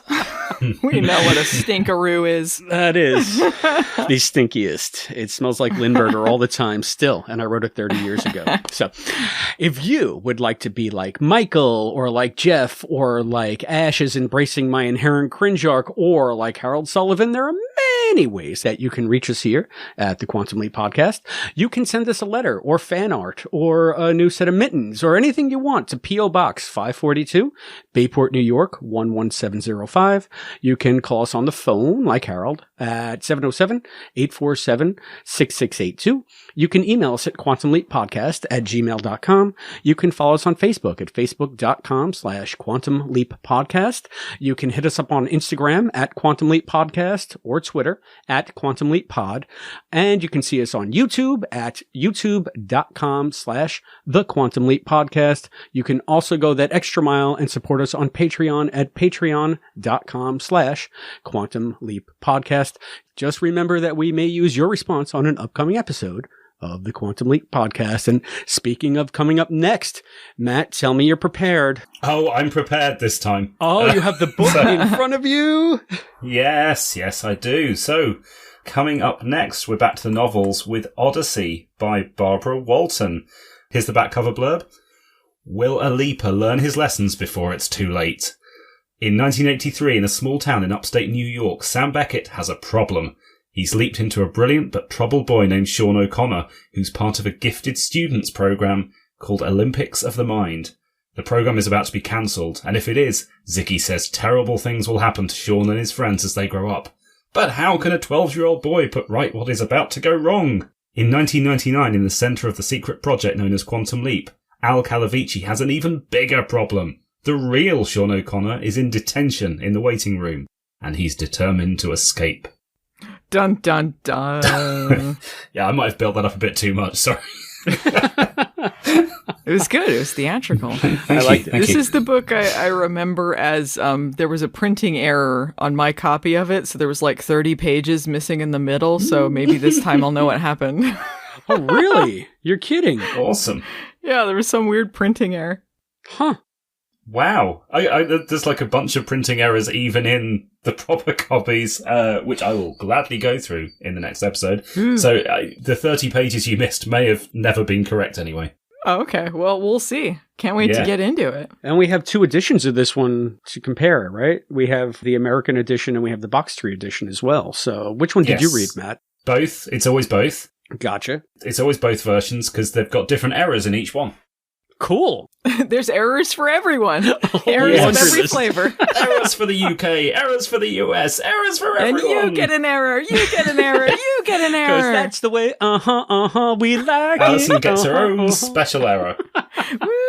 30 pages yanked out. I can't say I remember being sad that I didn't see read 30 pages of it, if that says anything. Oh my goodness. And so it continues. Well, I can't wait to get into that with you guys. Everybody out there, get your bookmarks ready. Keep them handy because this is kind of a longer one.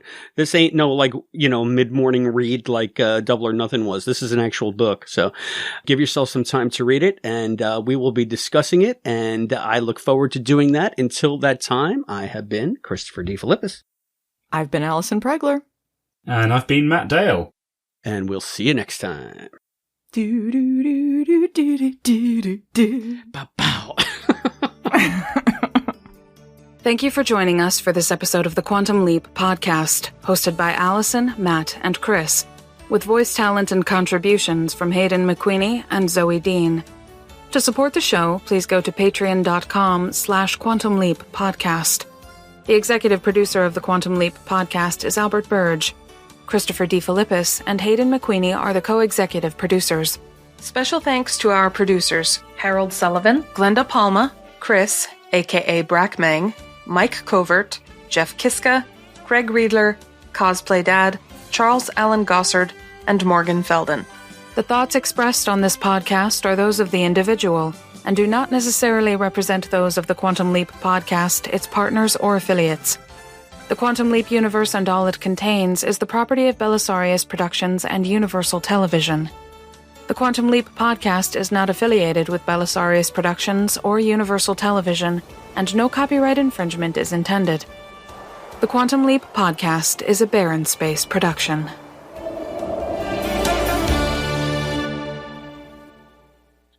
All right, are we ready to, I usually say we ready to rock and roll, but I don't think it's apropos in this case. Oh dear, Chris. Oh dear. Is everything all right? Stop jumping up here. She sees the recording moving across the screen on Audacity, and now she's fascinated by it. She thinks things on the screen are bugs, and she has to catch them. Oh, she wants to catch the wave, whatever. Oh, that's hilarious. She's so cute. She is adorable. Yeah, Brindle Kitty, huh? Really cool. Yeah, she's a 3 months old, so she's still a little girl. Mm. And she was the runt, so she's even tinier. Oh, you're going to be insufferable, aren't you? Oh, you got that new pet love. She's so cute. Yeah, she's batting at the screen. Thank you. Oh, hey Ziggy, keep batting. Batting 1,000, Ziggy. Batting 1,000. I love too when it's like, here's our cats' names. You know what show? Ziggy and Scully. Yes. You guys are such nerds. Yeah. My next one will be called Lothos. My car is Lothos. And actually, I have 2 cars in the driveway, Ziggy and Lothos. Ziggy was the first one. Lothos is the new one. So Really? I'm just as bad, yeah.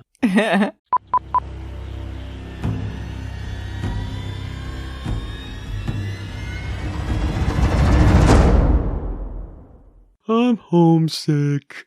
Do you think I'll leap all the way back this time?